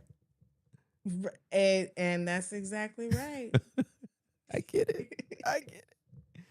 I get it. I get it. I get it. Makes perfect sense. Honestly. Makes perfect sense. Okay. So Thank you. that's 1 and 2, I believe, correct? Yes. Okay. So now we gonna talk about 3. Yes. And I can't believe girl, when I tell you I can't believe you asked this question right here. I promise you I cannot believe you asked this question right here. Ooh, I've had thoughts since I had thoughts. So since you asked, I'm gonna go ahead and tell you. And I know these are 2 consenting adults, and they're married for years now and got kids and the whole 9. So it's water under the Yes. bridge, and I'm gonna go ahead and tell you anyway. The origin story of this relationship is sussy to me. That girl was 18 when they met. I think Jay is 12 years older than her. Mm-hmm. I don't care if she's a superstar pop singer. That's an 18-year-old brain. You start dating at 19. We're going to do the math on that. 12-year difference. Yeah. If I have a 19-year-old daughter, I don't let her date a man 12 years older than her. Yeah.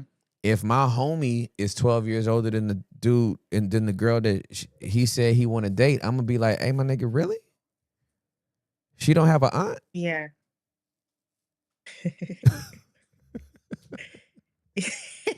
She ain't got a cousin? Yeah. And I seen Beyonce's cousin. Beyonce's cousin is make you forget Beyonce's name. Beyonce's cousin to me is fiance. So I again, these are 2 grown people. I know but the origin story of their relationship at the age I was like, yeah, nah, fam. Just because they did that Bonnie and Clyde video, I was like, bro, it's giving Kelly and Aaliyah. Oh, wow. That's what it was giving. I'm not saying it was. It was just giving. And again, celebrity has a way of making people not look at dynamics the way that they should be looked at, right? We just found out Gene Hackman and his wife, they were both deceased a week apart in their house. But Gene Hackman was 30 years older than her. Right? Again, I know people become of age, and I know, but it's does to me in my mind, and it's never going to be right in my brain. Yeah. We've accepted it now, but I'm sorry. There were plenty of people Jay could have set his eyes on, and he set his eyes on a little girl, in my opinion. A teenage girl, a literal teenage girl. A literal teenage girl. Okay. If my cousin is 19 and she introduces me to her boyfriend and her boyfriend's 32, I'm gonna be like, hey, my nigga, can I talk to you outside for a minute? Hey, what are your intentions?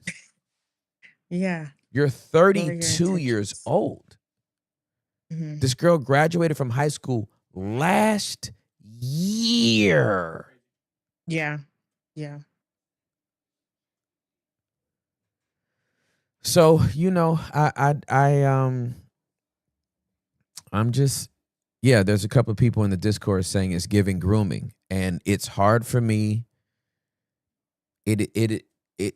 Listen, I'll be 50 this year. Okay. To even broach a hypothetical is vomit inducing, but I will try to hold down my puke for this hypothetical. Okay.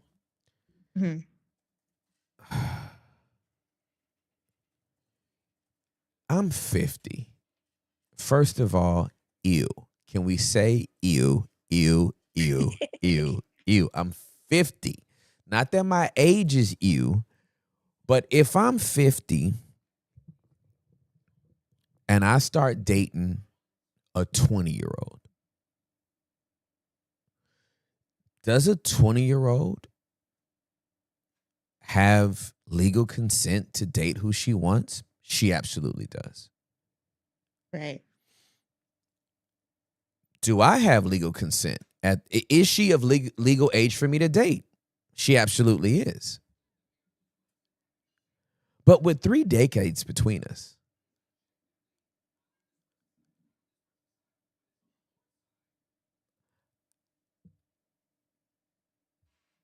what do we have in common? Yeah. And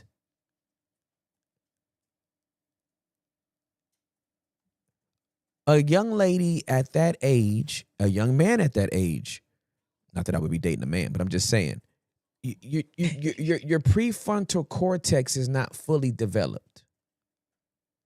So Yeah. the way I can shape thought, ideas, and perspective at that age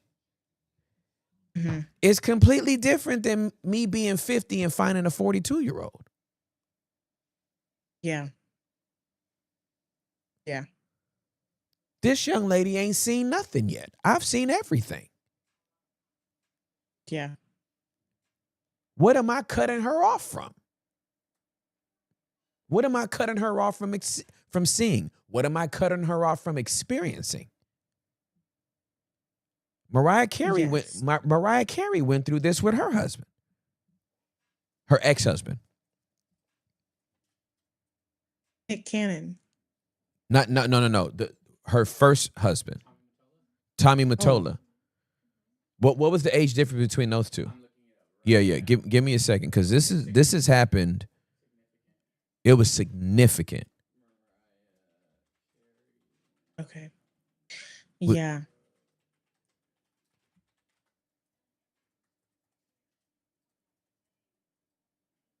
Okay.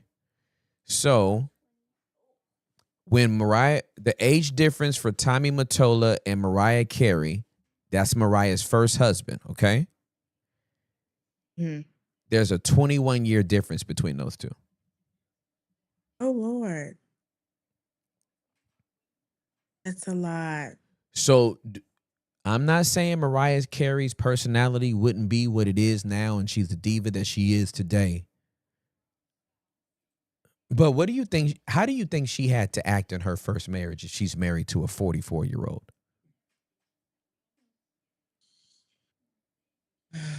She was 23. He was 44 when they got married. There's 2 decades between them. So, I don't want to hear nothing about certain people are mature for their age. I'm not pulling no green banana off a tree and peeling it. I'm not doing it. Yeah. I want my banana. A good analogy. Yeah, I want my banana to have a couple of brown spots. Those bananas are actually sweeter. The browner they are, the sweeter they are. So I need mine to, you know what I'm saying? I don't want no light-skinned bananas around here. I'm going to need mine to have some, go ahead and get a little brown on it. You know what I'm saying? I need something mushy for some banana pudding. You know what I'm saying? I ain't messing with these green bananas out here in this earth. I'm gonna have to frisbee some vanilla wafers up in that thing. You know what I'm saying? Give me some brown bananas up in here. So Uncle Tim, I only asked you because that's why I'm in a research program and I'm like interested in like early 2000s and like Black popular culture and like our people and like, maybe like what if you see that, then you might be inclined to replicate that. For sure. So. Well, if anytime you want to do some more research, I'll have Hector make sure you get my admins, because obviously I was around and aware of all the 2000s. So if you need some more research questions, I'll connect you with my admin, and we can you can just put together a whole interview list of questions, and I'll go through them with you. Okay, thank you so much. You're welcome. I love you very much. Thanks for calling. Okay. Love you too. Thank you. Okay. Bye. Bye. Hi, sis. Love you. Yay, yay. You want to hear something gross? I do want to hear something.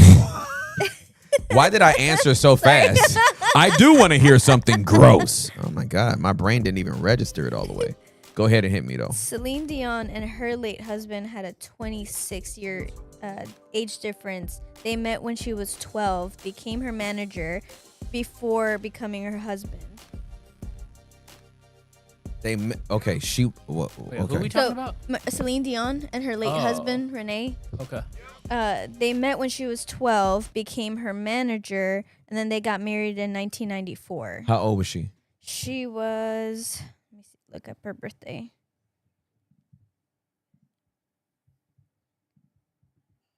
Imagine me. She was 26 and he was 52.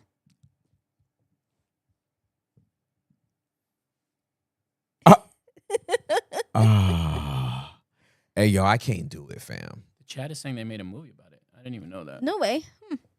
Imagine me being a manager of talent, and I meet a 12-year-old. Crazy.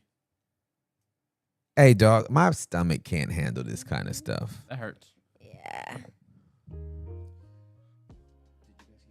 It's probably A minor. I see what you did there.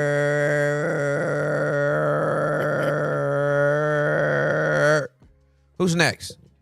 Hey Tim, before we join, Jojo Neath gifted 10 more subs today. Wow. Just the generosity's just been amazing. He just shout out members. He making it rain subs out here. Been raining. He been making it rain memberships out here. All right, Tim, we got our next caller. We have Steven joining wide open. Steven. Hey, Steven, how you doing, sir? Hey, what's going on? Can you hear me? I can hear you loud and clear, my friend. Well, go on, man. How you doing? One, my friend. It's good to see your face. Cool. My video is not showing to the audience, right? No. Your video's not showing to the audience. It's All just right, cool. it's just me and you. They hear your voice. I see your face. Okay, cool. Yeah, man. How you doing, man? I'm All right, doing. so my question is, Yes, sir. Being somebody that grew up in the church, dating has been very difficult for me. Like, I'm in my late 30s, and I still haven't had like a serious relationship. I would say it affects the level of confidence I have. Like, I said it affects my self-esteem to a point now where I'm kind of like, okay, what is God's direction when it comes to dating? Okay. Because you don't want to gain your confidence through the validation of others. You know what I mean? But Yes, sir. if you're it's kind of like, if you're not dating at all, you know what I mean? Right. And mind you, I'm a social person. Like, I go out, I go to the gym, I do salsa. So, you have female friends, but I feel like it's not, I would say there's like a level of like hurt attached to it where I feel like I don't feel like I can date here, like Okay. in Jamaica. Okay. I feel like I have to maybe go, and it's not even like a passport bro type of thinking. It's just like, okay, I should probably go somewhere else. You know what I mean? Or kind of start over. Okay. Because I feel like I have not had good experiences dating in the church or trying to date in the church. Yes, sir. You know what I mean? I feel like I've had like too many. I've had girls like be like straight up being like I've had girls say like, I know you don't get girls. Like, say that to me, or like, people say, oh, I know you don't have a girlfriend. You know what I mean? Or it's kind of like Interesting. and stuff like that. Yeah, it's just. And I don't know why someone would feel comfortable to say that to somebody. But, Right. You know Right. what I mean? You know what I mean? So it's kind of to a point where I'm like, maybe I shouldn't really try dating in the church, or maybe I should date. I don't want to date outside of the church. I want a Christian girlfriend, but I'm even to the point where I'm like, yo, maybe I should leave. So the question I have is, once again, in terms of having the confidence in God, in terms of like trusting God in terms of who God has planned for you. Because I'm praying to God, I'm not one of those where I have to be like a missionary type where, I'm not gonna find anybody. Maybe God wants me to be single, and I don't want that. I feel you. Yeah, you know what I mean. I So do. I don't want that. Yes, sir. And then the second thing is also because of like student loans and like me like in that financial state of paying off my student loans. And I feel like this affects men more than it affects women, where you feel like you have a financial pressure, so you're like, I don't think I'm able to really settle down and start a family because I have this like albatross Mm, around my neck of like, yo, I have to pay this, I have to handle this first right. before, because especially if you're looking for a wife, like credit score and those type of stuff, Yeah. you know what I mean? Yes. Like that has a lot to do with it. Finance is the major cause of divorce. For So I'm sure. kind of like, I really wanted to get that handled now. So even though a lot of people are like, yo, why aren't you dating? And it's always kind of like, boy, I want to get this handled first Mm-hmm. before dating. You Mm-hmm. know what I mean? So I would say, how would you advise in terms of confidence, in terms of one, having a good self-esteem, and two, the finance issue Yes, of sir. dealing with the finance issue on with God? Because to be honest, I've been fasting a lot about it nowhere. I'm like, yo, God, like, what do I do with this? Like, how do I? Because I'm in Jamaica, you know what I mean? I'm American. Like, I did college abroad, Okay. but I grew up in Jamaica, and I'm Mm-hmm. back in Jamaica to take care of my family because my dad is sick. Okay. But you know what I mean? I'm still kind of like, I'm like doing the things of paying off the bills, where even though it feels, man, like I'm being a good administrator under God's law, but it kind of feels like it's almost impossible to kind of deal with student, like to pay off the loan. Like it feels like a debt trap. Of I'm gonna course. be real with you, you know what I mean? And it's kind Yes. of like, this isn't even like, it's almost like, yo, this isn't even biblical, like the way how it's set up, you know what I mean? And it For feels like sure. a debt trap. Yeah. But I'm being faithful and I'm being a steward. So yeah, man, I get, yeah. I'll pass it to you. Absolutely. No, I appreciate you calling to process this. And yeah, we've talked about the dating scene at length, and whether it's in church or out of church, it's so ghetto right now, right? Like it's just it just seems to be a terrible landscape for dating. It's just for dating, not even if you are marriage minded and you want to get married and you really want to settle down. It seems like the options are very, very slim. What I will say, and this is just my mindset, and so I submit it to you. But when it comes to dating options wise, I'm equal opportunity in terms of like if I don't see any prospects within the church I'm attending, I'm going to start looking elsewhere. And if I do want a woman of God and I do want a woman of faith, but I don't need her to be a theologian. I don't need her to be on par with me. She may be new to the faith, she may be open to the faith or whatever. I just want to know, are we compatible first? Right? Does she have a relationship with God? Is that relationship growing? Is she being intentional about that? I was joking, I think earlier this week about, you know, I used to tell all the young adults when I was a young adult pastor, you really want to find a hot girl, go to Walmart, walk around Target, like strike up a conversation with somebody, like see people in their natural habitat.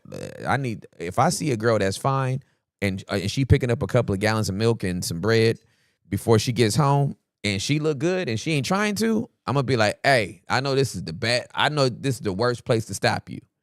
I know you ain't checking for nobody right now, whatever. I just want you to know you're beautiful. And are you opposed to giving me your number? Would that be too much? Matter of fact, I'll buy your bread and your milk. Just tell me you're coming back to the Sprouts. If you come back to the Sprouts at least twice a week, I will be here between 3 and 6 a.m. or 3 p.m. and 6 p.m. Like I will do it. But that's me. Like the word no don't bother me. Mm-mm. Okay. So the only thing a beautiful woman can tell me is that she's not interested in me. I do not personalize that. I'm gorgeous to somebody. I just ain't found them yet. Yeah. Right? We fishing for a reason, right? There's a lot of fish in the sea. Somebody gonna take this bait. Mm-hmm. I just got to keep bait on this hook. Mm-hmm. Yeah. So you're saying to just go, like keep like just keep looking? Is that Oh, absolutely. And I'm saying something else. I want you to cast your nets to the other side of the boat. as in not church, outside of church? My man. There's a lot of people that believe in God. They ain't going to your church. Mm-hmm. Yeah, facts. I might visit somebody else's church. Yeah. All right. So I'm gonna tell you something that like happened, and it kind of, I think to be honest, it kind of affected me to a point where I was kind of, yeah. All right. So like I remember one of my friends in the church I was going at a point. He came to me and he was like, "This girl that I did not know, like I've never actually spoke to her. She told him like, yo, he should," and I was kind of like, what? So I was like, I was like, well, I don't know this person, so why would she even say that? Mm-hmm. And it was like, it was weird. It was weird to a point where I kind of started. You know what? Like when somebody says that, well, me personally, I overanalyze. So I'm gonna be like, so do other girls think this about me? Because I started to have like strange interactions where some girls would be kind of rude, and I was like, where is this coming from? So it started to really like, I was like, do I have a reputation, even though it was slander because it was someone that doesn't know me, and I was kind of like, so where is that coming from? So it kind of like, to be honest, it kind of made me be like, I don't know if I should really like approach, or do you know what I mean? Do people have a preconceived notion of me already? Specifically women, like do they have a preconceived notion of me? Does it even make sense? Because this is what because like Jamaica is small. Yep. You know what I mean? And the dating pool is small, so it doesn't take much for somebody to have a bad reputation and stuff. You know what I mean? So I think that kind of like affected me, where I was like, why I think that's one of the reasons why I kind of stopped even trying to date, and I was just kind of like, let me just focus on other things and taking care of my family and stuff. Yeah. Yeah, that was kind of, I don't have. Yeah, no, I completely understand. And it can be difficult. It can be difficult. My wife is Jamaican. I've been to Jamaica plenty of times with her. Every summer, went to go see my father-in-law before he passed away. And I'm sorry to hear that your father is sick. And yeah, the options can be limited. And like my advice is to throw your nets on the other side of the boat. So the slander thing shouldn't affect it. I should just keep Absolutely. dating, or just Yeah. Absolutely, you should. okay. Yeah. All right. In terms of the student loan stuff, like what do you say to people that like are struggling with debt and like getting out of that? First of all, I want to say that your mindset is noble. The fact that you would like to be debt free before you get into a committed relationship is noble. And I don't believe you necessarily have to be debt free to get into a relationship. Obviously, at some point, it should come up in conversation. If this relationship gets serious, it's going to come up in conversation. Like, what is our debt? What is our debt combined? What is our philosophy around debt? What is our strategy to pay off our debt? Like, those are important conversations to have. Yes, finances can be a reason for divorce, but it's not always because of debt. Sometimes it's because of more than often, it's not because of debt. It's because of a lack of strategy around debt or an abuse of credit. So coming into a relationship with debt, I don't believe is a deal breaker. It's the abuse of credit continuously that would make the relationship fold. Not that you came in with student loans. We didn't say gambling debt. Yeah. All debt is not created equal. If you come in with student loans, any decent woman is going to go, this guy educated himself and he has student loans as a result. If she went to school, she probably has student loans too.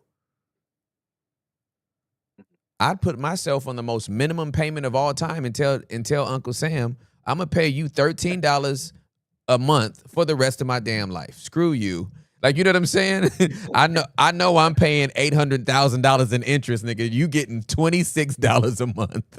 Cause I'm getting married and we Yeah. buying a house, and I'll still give you your $48 on the side. Like that's the game. We understand the debt trap of student loans, but I just don't want you to think it is a priority that you must have eradicated your student loans before you get married to anybody. That's just not, no, that ain't it. Yeah, no. It's funny because my family was saying the same thing. They just pay like a minimum stuff. That's They don't exactly right. like It's exactly right. don't even pay attention to it. It's like, yo, it's there. Don't even like, you know what I mean? Hey, Yeah. so Hey, so all right. So so let me ask you this. let me just tell you this funny thing, and then I want you to ask your question. So I had somebody recently that threatened to sue me, and Mm. the amount was exorbitant. It's I'm not going to even name the amount, but it was a large amount. And I told my lawyer to tell his lawyer I will pay him $99 a month for the rest of my life. If he sues me and wins, he will get $99 a month for the rest of my life. That's all I'm giving him. So, like, yeah, Did he agree or they settle or no, just they dropped settled. it? They settled. We're past it now. But like, it was just like, ain't nobody paying you back like that. You know what I'm saying? Like, get out of here. But doesn't the Bible, like, okay, you know what it is? It was the Bible, because you read Bible verses and it talks about, you know what I mean, like about handling your debts and like stuff like that. You know what I mean? So For like I was sure. trying to follow that, but then you if you see the system, there's like it's so unbiblical in terms of how it's set up, like the That's right. interest rates, like Absolutely. in those days. Yeah, you know what I mean? So it's I mean, like that's why I was like, man, this is like it feels kind of criminal. You know what I mean? But yeah. Absolutely. So obviously context is queen in my lifetime, right? Like, Jesus is king, context is queen. And when you look at, oh no man, pay your debts, Proverbs and all the statements that are there, absolutely. Absolutely. If you had a windfall of money come in and you could pay off your debt, you should pay it off. Mhm. But in the regular, degular ebb and flow of life, you have a job, you have bills, you have this, that, and the third. They know that this person is going to be paying this. The average person is going to be paying this for years, Mhm. and they know that. So I wouldn't make that a big deal. Yeah. Yeah, man. All right, man. Well, I was gonna ask you about my dad, but to be honest, it's been such a heavy thing, and I feel like I've gotten so close to God because it was like my dad had like 5 strokes. It Oh was man, multiple strokes. yeah, Yeah, he almost died last January. Yeah, it was really bad, man. yeah, But I really you just learned about. I think I learned a lot in terms of with God because a lot when your parents are sick and you're praying for healing, and then you understand that there's faith in healing, but then there's faith in suffering. that's right. You know what I mean? Where you understand, okay, God can heal, but there are times where God would, you know, and your faith should still be secure even in that. So I had to kind of grow over that hurdle of, what I mean, with the illness of my dad. Yes, sir. Um, I would say, yeah. So the final question I'd have is in terms of, um, and I think it's something I wrestle a lot as a Black Christian in terms of where we have as a people, and you have so many people in the faith, and I think this has pushed a lot of men away from the church in terms of how the church deals with kind of I don't want to say oppression, but just how like Black people in a they have to go through like racial injustice or even slavery or like that history of stuff, and kind of like reconciling with God in terms of, is this God's punishment for us? Maybe we as a people did something Yes, sir. wrong in the past. I don't know if you've ever thought of stuff like that where you're like, is this God's will for us to kind of just go through this continuously?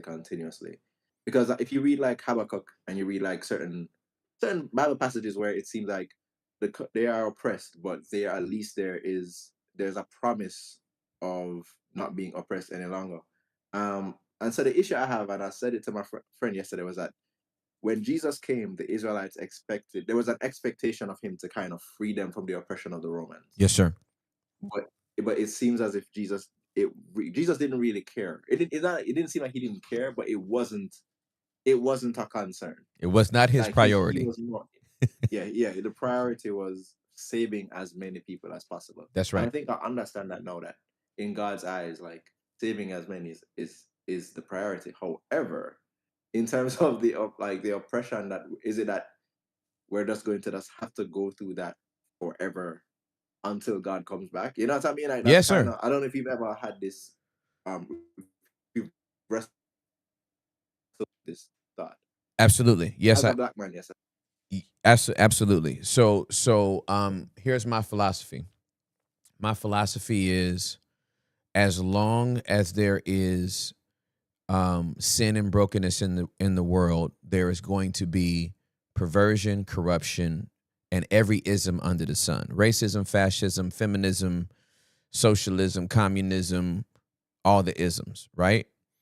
In terms of the injustice and the hatred of my skin, I consider it an honor as a believer of Jesus to be born into this skin with the history of this skin and my people, to continue to overcome the adversity that has come to us, and that continues in some ways to come to us. Yeah. Absolutely. I know our history. I know what was and what is, but I also believe that I have a freedom in Christ Jesus, and I'm not bound to any of those narratives of what has been and what presently is. I'm not a slave to that. And so, again, I consider it an honor to be one who gets to rise above all the narratives of hatred, negativity, cruelty, abuse, and get to thrive in this skin that I'm in. It's like the house that I live in is a plantation style house. It's on 3 acres. The porch looks like the porch that a white man would sit on in a rocking chair, sipping lemonade, watching black people bent over picking cotton. Like, I was happy to buy this damn house. I felt like all my ancestors said, yeah, that's right, when I bought the house. And I paid this house off in 6 years. I own this house. You know what I'm saying? So in my black skin, I feel like I get to be the redemption of my ancestors. Yeah. Not the perpetuation of their pain. I don't eat chitlins. I don't eat pig's feet. You know what I'm saying? Yeah. Right? I'm living off the land in the way they would live off the land if they were free. So there is a pride and a sense of responsibility that I feel to be a person that can be a testimony of what they've all gone through. Yeah. So I don't look at my sin. I don't look at my skin and see a curse. Oh no, I don't. Yeah, I don't see it as a curse. I was just kind of like, man, is it God's will for us to be just in this state of consistent oppression? It seems eternal. Yeah. It's been like, what, 400? You know what I mean? Yeah. Very much. Yeah. It's systemic, so it just seems it is systemic. It is systemic, right? And so is the hatred of Israel to this day.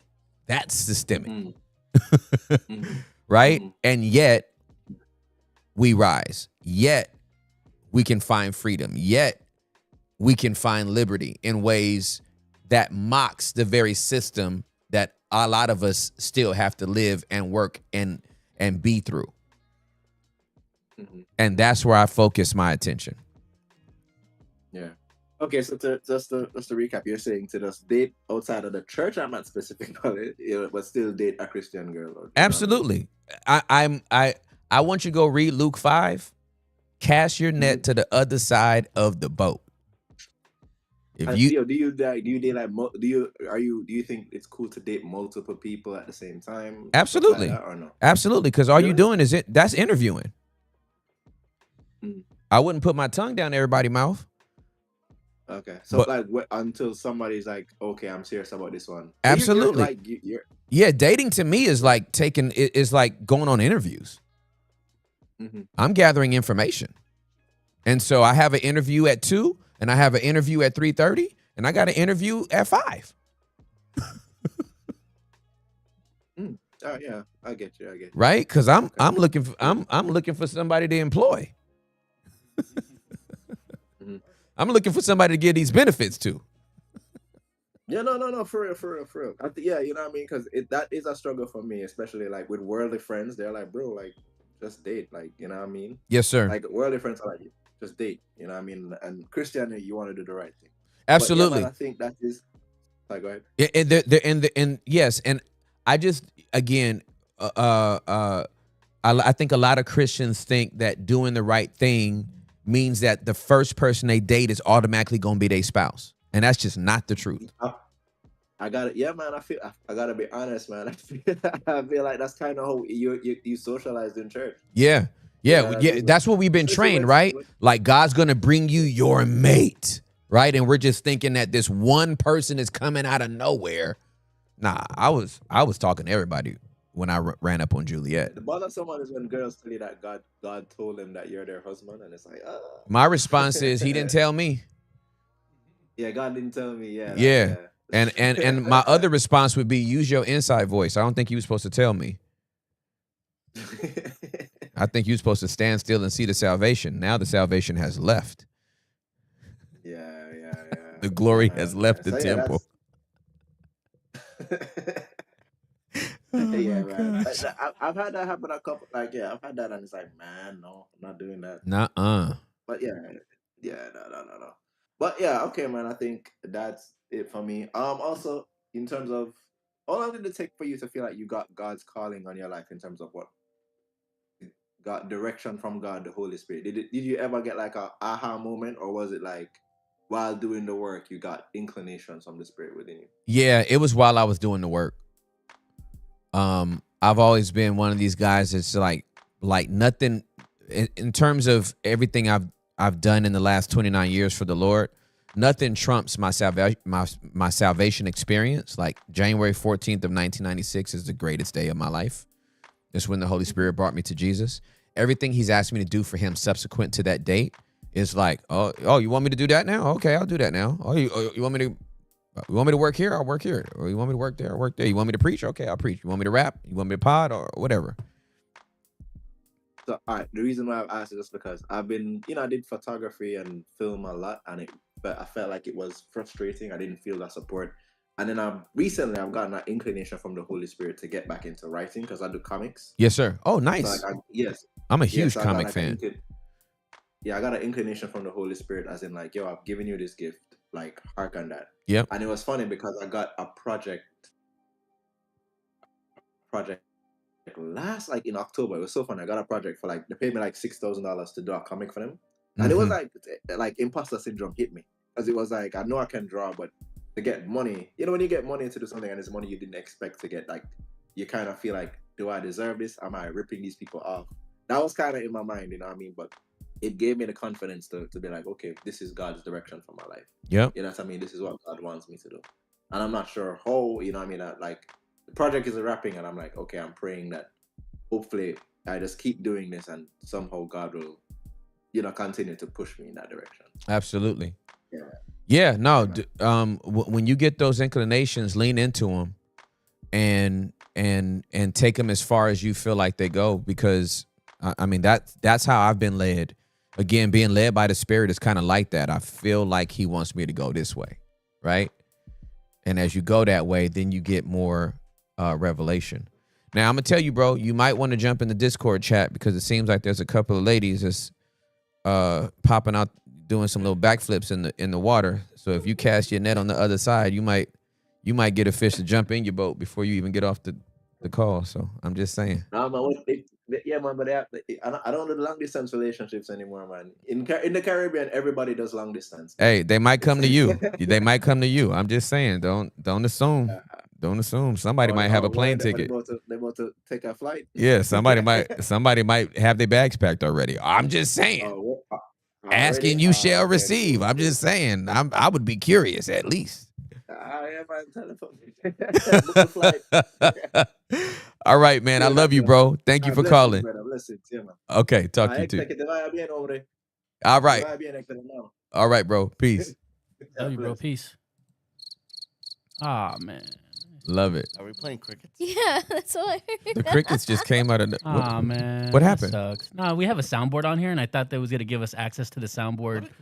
All it gave you was crickets. It gave me crickets. It hated on me. That's hilarious. All it gave you was crickets. No, we have a really dope soundboard on there. But let's get the next caller. So, yeah, there was a couple of people in the chat that was like, "Yo, dating multiple people, like, what is that? Is that a thing?" Again, some people, it depends on what you define as dating. Right. Right. There's tiers, there's levels to this. If I'm dating, most people hear dating and they think committed relationship. Right. I don't hear committed relationship if you go on a date.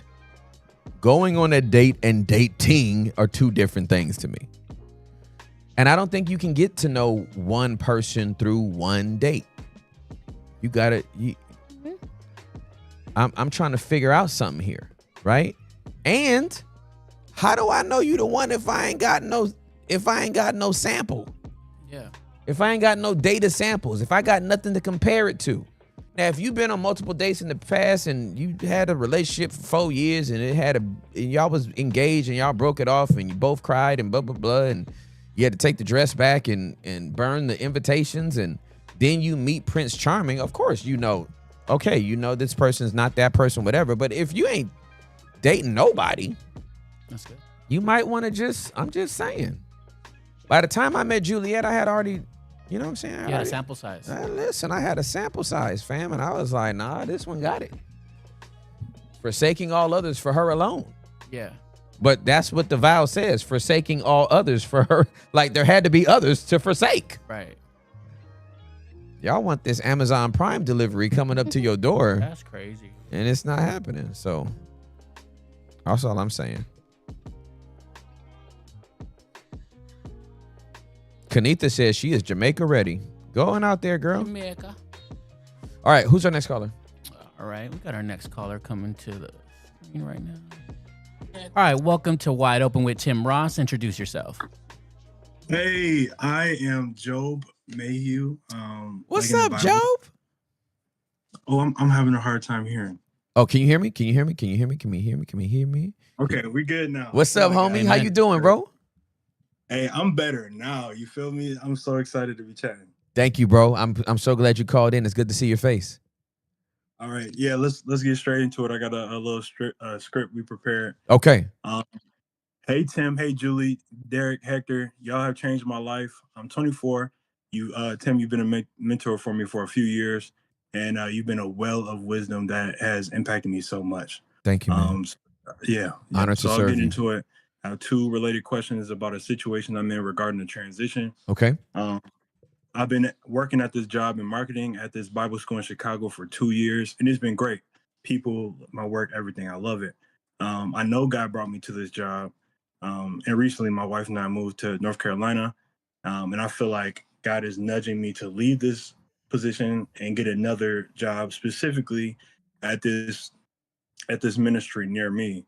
And I feel like these things are God because of the way things have lined up. I definitely know that, you know, in hindsight is where you know is God. But I feel like because all things line up, it's him. And I'll spare the details on that. But long story short, I have an interview on Monday with this ministry that's near me. So my question is about how to transition well between the two positions. I know that when I leave this job, my boss right now is going to have a lot more work on him. And since the ministry I'm at is going to be probably doing layoffs again, the second round of layoffs, he told me that he also may be being on the lookout for other jobs. So my first part of the question is, how do I practically navigate this transition that seems to be God walking me through, you know, one position to the next in an honorable way?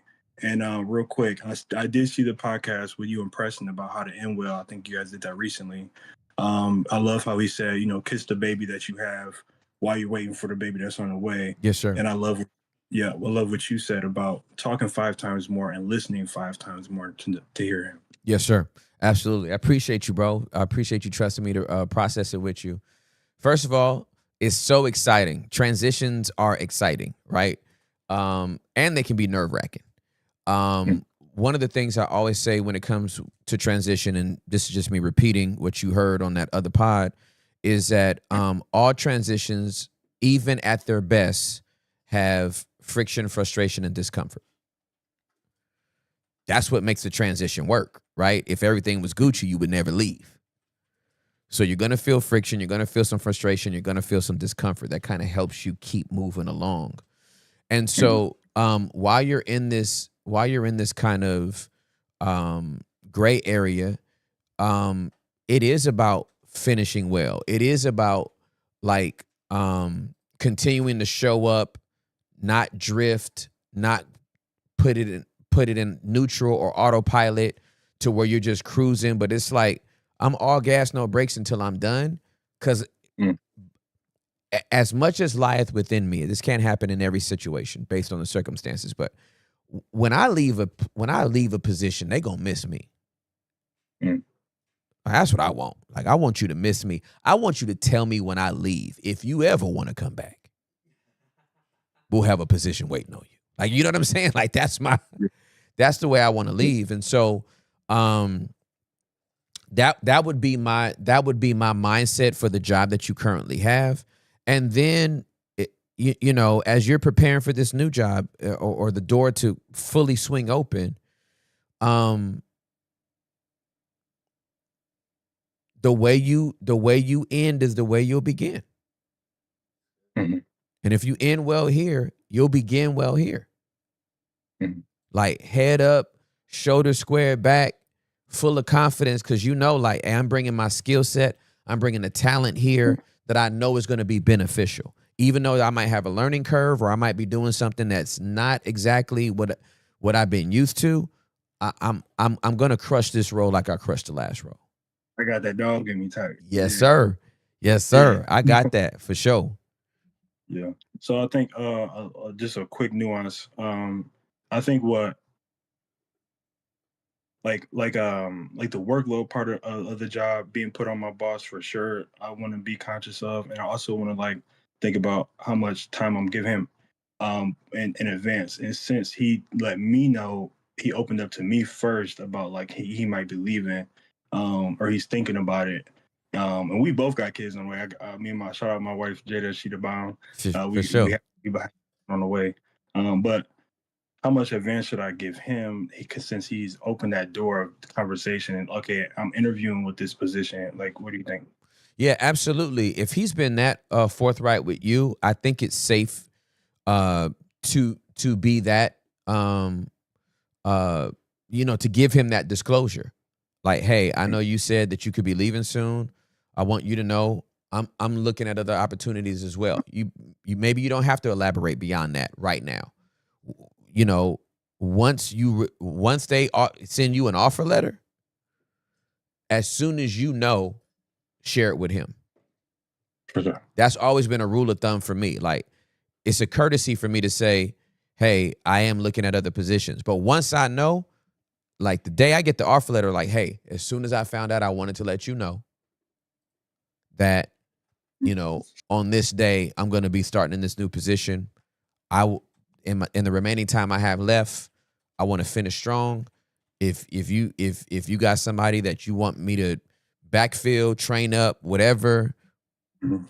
if you need some special, if you need me to write some instruction on the new employee to streamline their onboarding process, like whatever I can do to make that that bittersweet transition more sweet than bitter, Okay. I put that into practice.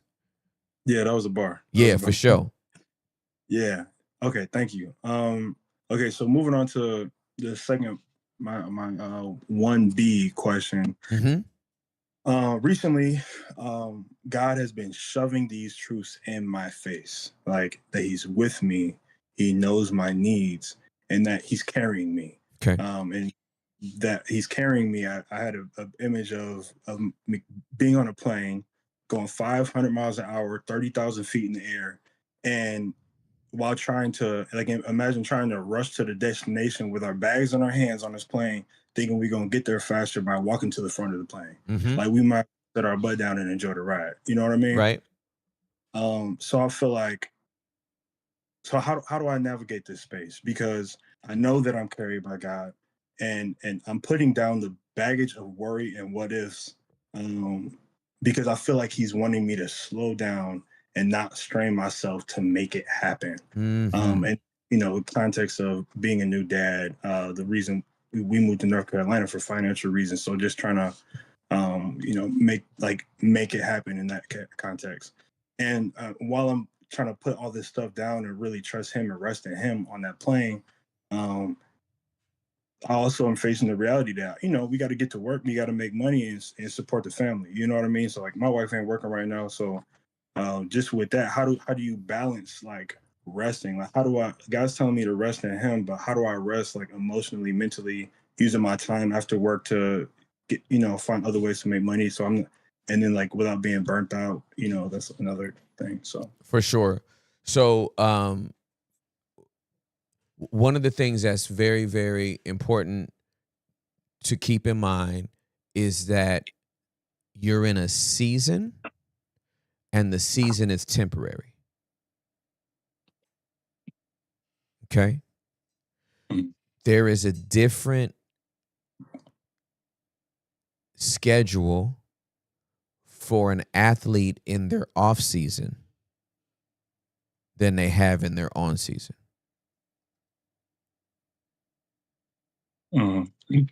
Sounds like it sounds like that resonated with you.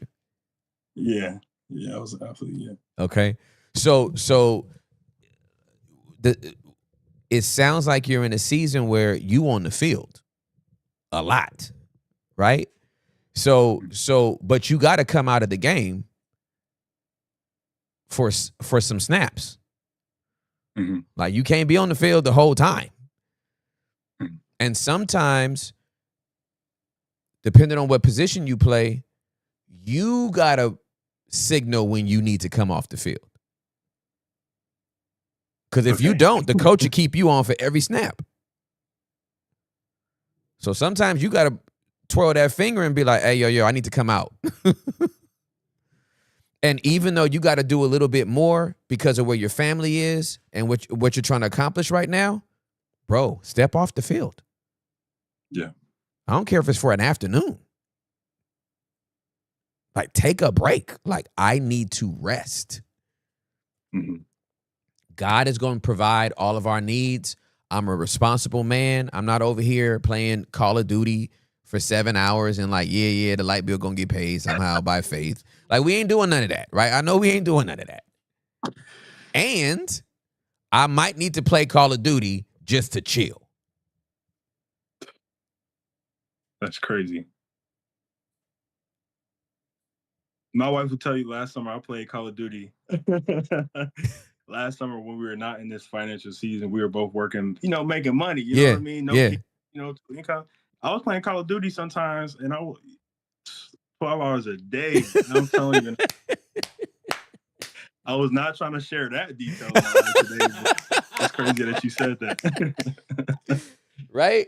So in the season you are now, you can't get on the game like that. What I'm saying is, though, you have to take a break. The Sabbath is not about, am I working hard enough? It's about, I trust God so I can stop. Because while I sit, he's still working. Yeah. And it's the Chick-fil-A principle. He can do more with my 6 than I can do with my 7. And that's the principle of the Sabbath. And so just take it. Just take it. Isn't it crazy? You get a job and then your job leaves it to you to take vacation that they give you. Yeah. They don't tell you when to take it. And if you don't take it, they don't care. Mm-hmm.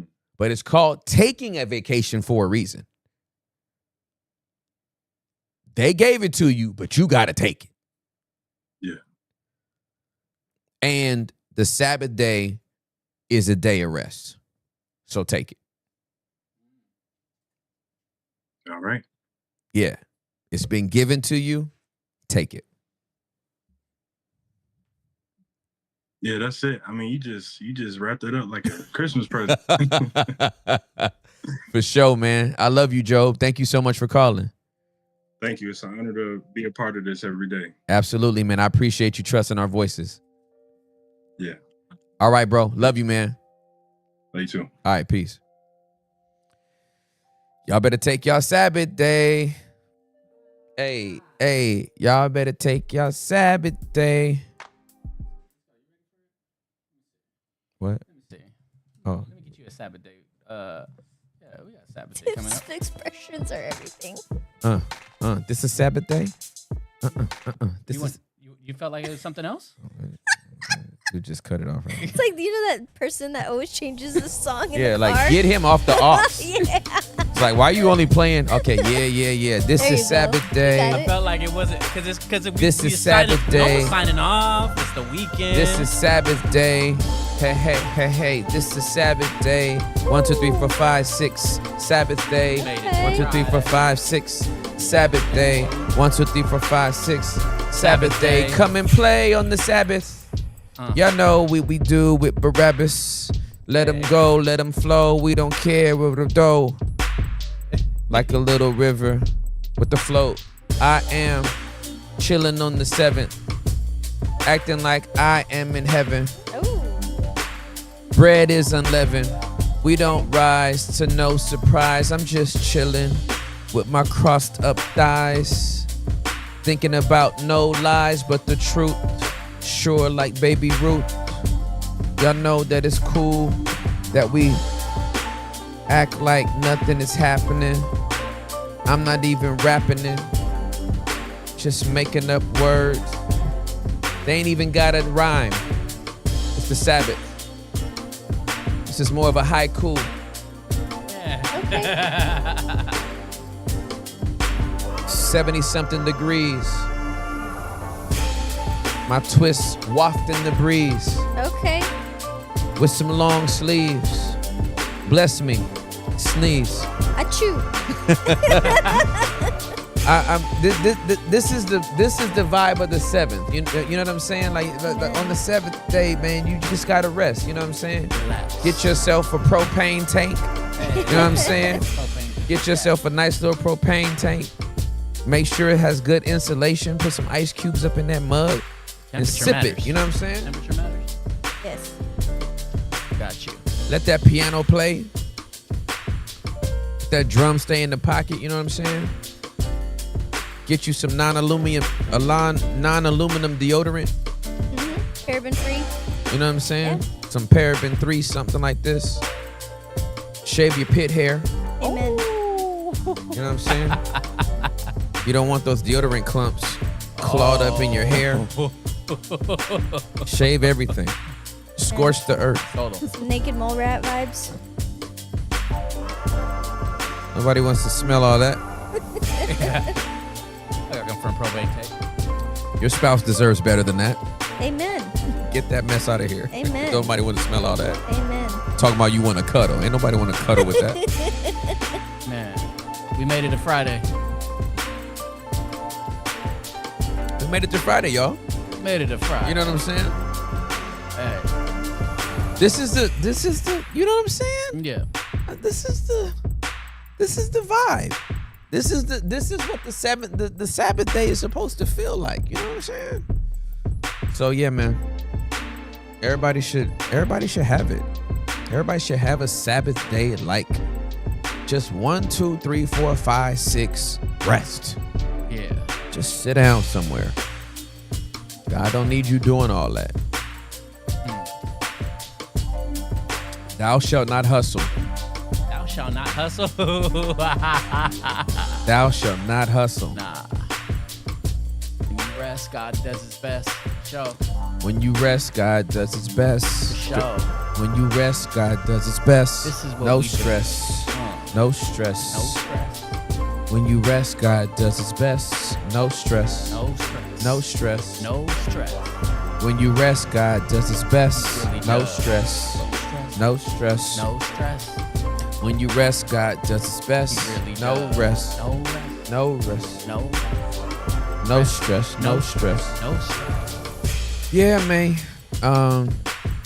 Oh, they want to hear the country version of that song. Oh. Hector's dream has come true. Not confirmed, Hector. Is it Anima? Yeah, you can go to my email. All right, 1 second. Let me see. They want to hear the country version. Man, that song,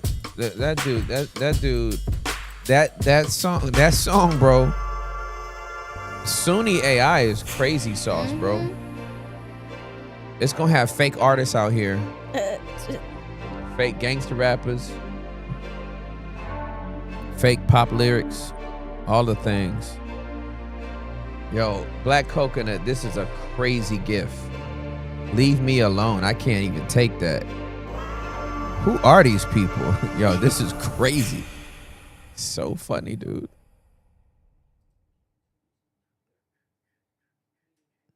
Just want everybody to know that our tariffs have been working.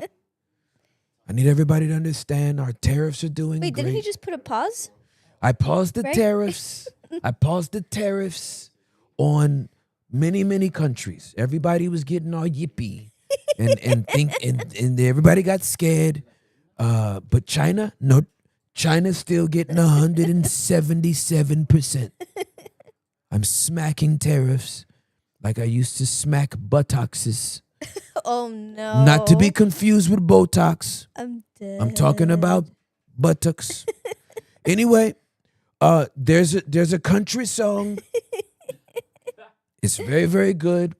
AI is very, very good. He's a very nice person. This AI guy, he's a very nice guy. I've heard he's super intelligent. Heard he knows any question you can ask, he already knows. But with this is a country song. This is country. You know, this is the music of my people. This is the music of a generation. It's the greatest music on earth. Great people sing this music. Great people love this music. And this song is called Wide Open Reimagined. And I just want you to just take it in. I think the guys, those minorities over there at Wide Open, they do a great job. And this song kind of captures that. And so I think one of the minorities is going to press the button right now. And then we're going to hear it. We're going to hear it kind of go. All right, here we go. Here we go. Got shout out minorities. Wide open skies where the heartache speaks. Wounded souls in the valley deep. Tim Ross whispers stories past the steep. Healing comes for the broken. They see. Not bad. No, it's not actually. Hooley strums the chords Drum of 'em. a heartfelt ache. I don't know if I play well. Hector hums notes that mend what breaks. Derek paints pictures of hearts that quake. Oh wow. Vulnerable callers for change to partake. Wide open hearts in a world so unkind. Scars don't vanish, but love helps bind. Call into the wind, let the truth unwind. Wide open arms to the healing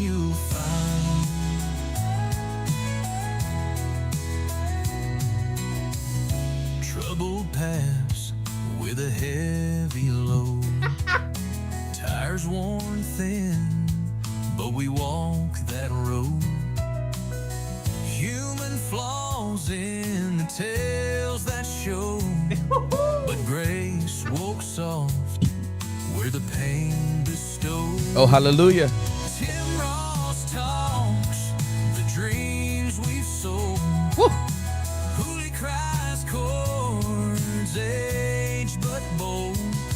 Hector hums a story still untold. Thank you, Hector. And Derek brings light to healing's hold. Yeah, that's what Derek does. Wide open hearts in a world so unkind. Come on, y'all. Scars don't vanish. Song is out now on iTunes. Purchase for $9.99. Shout out members. LimeWire.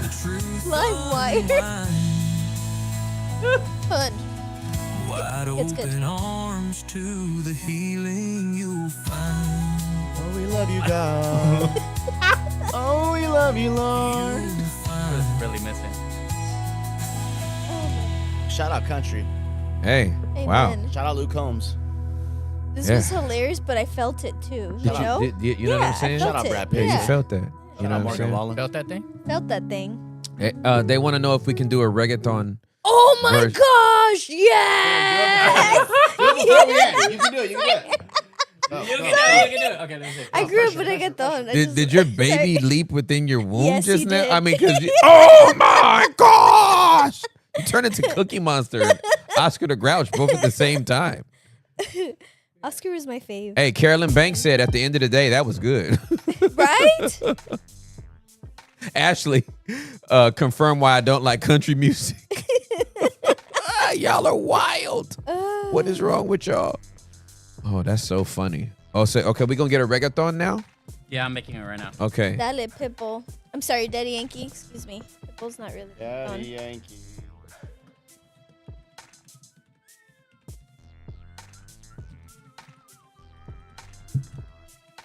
I felt like I was inside of a Texas Roadhouse restaurant or a Bass Pro Shop. Dead. That's really funny. Hey, you know what? We should send Bass Pro and Texas Roadhouse just the The wide Yeah. open song. and then And I just bet be you like, they just play it. just put it Yeah. on your playlist. Why not? See if God does a new thing on the I inside am of you. dead. Did you see this? Somebody already put me in a Elevator. oh my, the elevator is too fast. Got me in a country head already. I'm dead. Oh my gosh.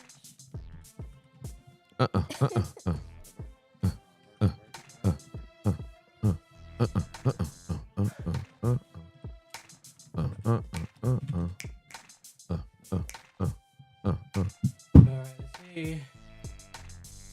All right, we got it loaded. We got the reggaeton loading right I now. gotta Daddy get my Yankee hips is en route. Get the hips ready. We're about to twerk out for the skirt out.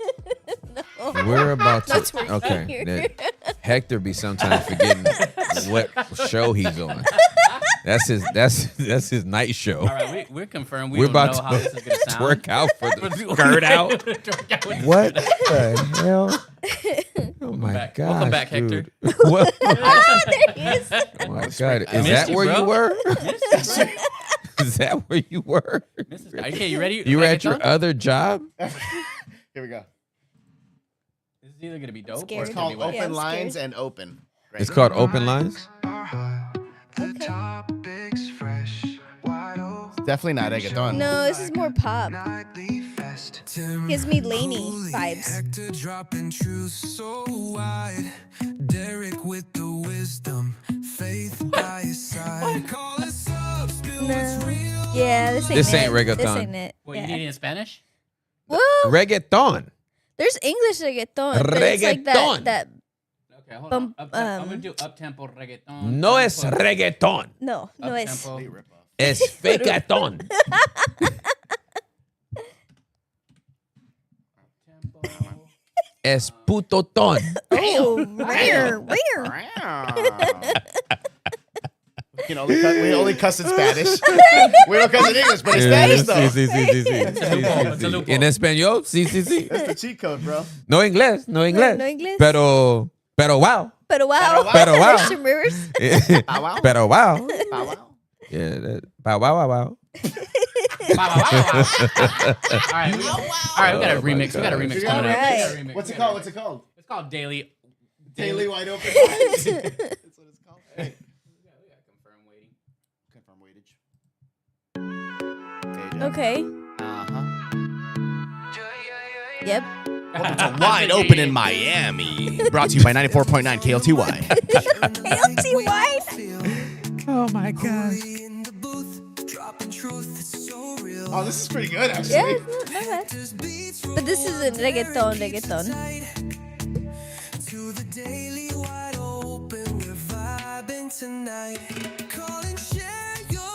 I kind of like it. Yeah, it's fun.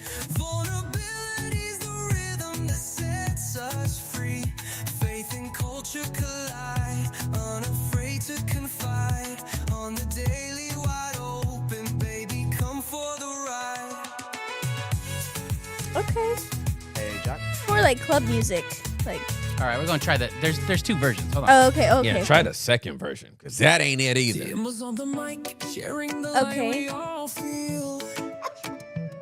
I like it's the same lyrics, but just a whole different vibe.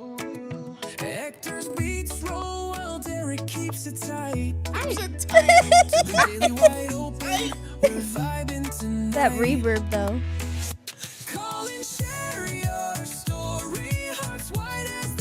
Oh, this Oh is my cute. God. Charlie Puth? Bro, this is Amazing Kids. This is church ministry. This is a church kid song. Shout out AI. So Suno. Confirmed depression. Okay, what about salsa? Oh, look at you. Confirmed depression is crazy said sauce, fam. Did you say that? Yo, I'm weak. Confirmed depression is so funny. My left ear is giving me fits. Who is this?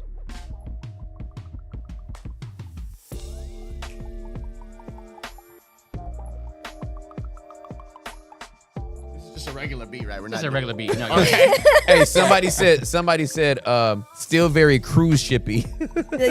Yep. That's what it was given. It was given cruise ship. And it wasn't even given carnival cruise. It's like, Giving the homie cruise. it was given like supermercado cruise. Supermercado, okay.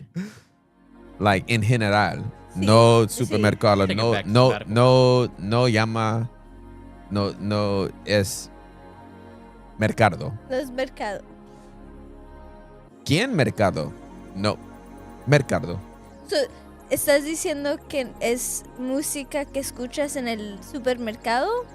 Estoy tratando de entender. Música Ajá. es no bueno. Ajá, sí. Yep, Solamente por las botas Ajá. en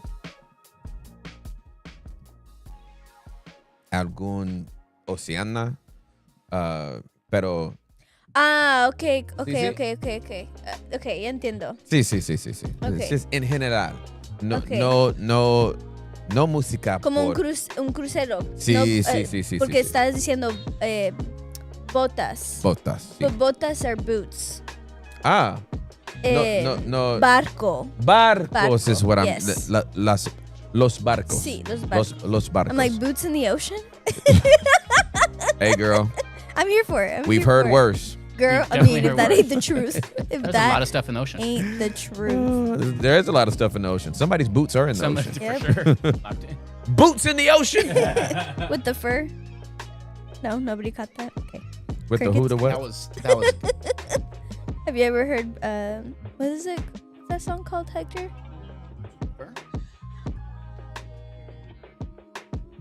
I forget how it's called. It's Flow Rider. There we go. Yep. Flow Rider. Apple bottom jeans. There we go. got those apple Yes. bottom jeans, boots with the spurs. The fur. Oh, not spurs, furs. Boots You're thinking about with the basketball furs.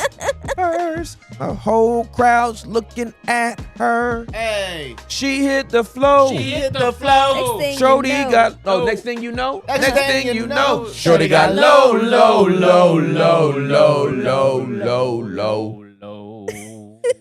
Shawty got them apple Bottom jeans, boots with the furs. Spurs.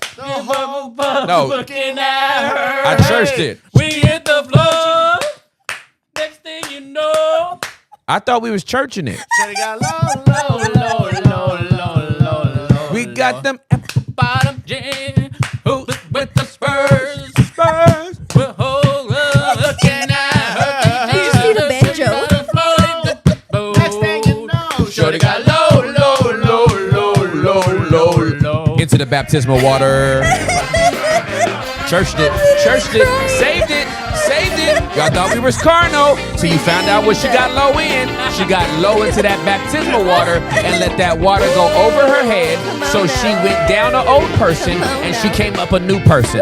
That's how we do on Fridays. Listen, I'm Timothy Charles Ross. That's Derek Santiago. That is Hector Alejandro Guerrero. This is Juli Buendia Karlovich. Baby Karlovich. Sexual chocolate. Sexual chocolate. Oh my goodness. Bye. Bye. We are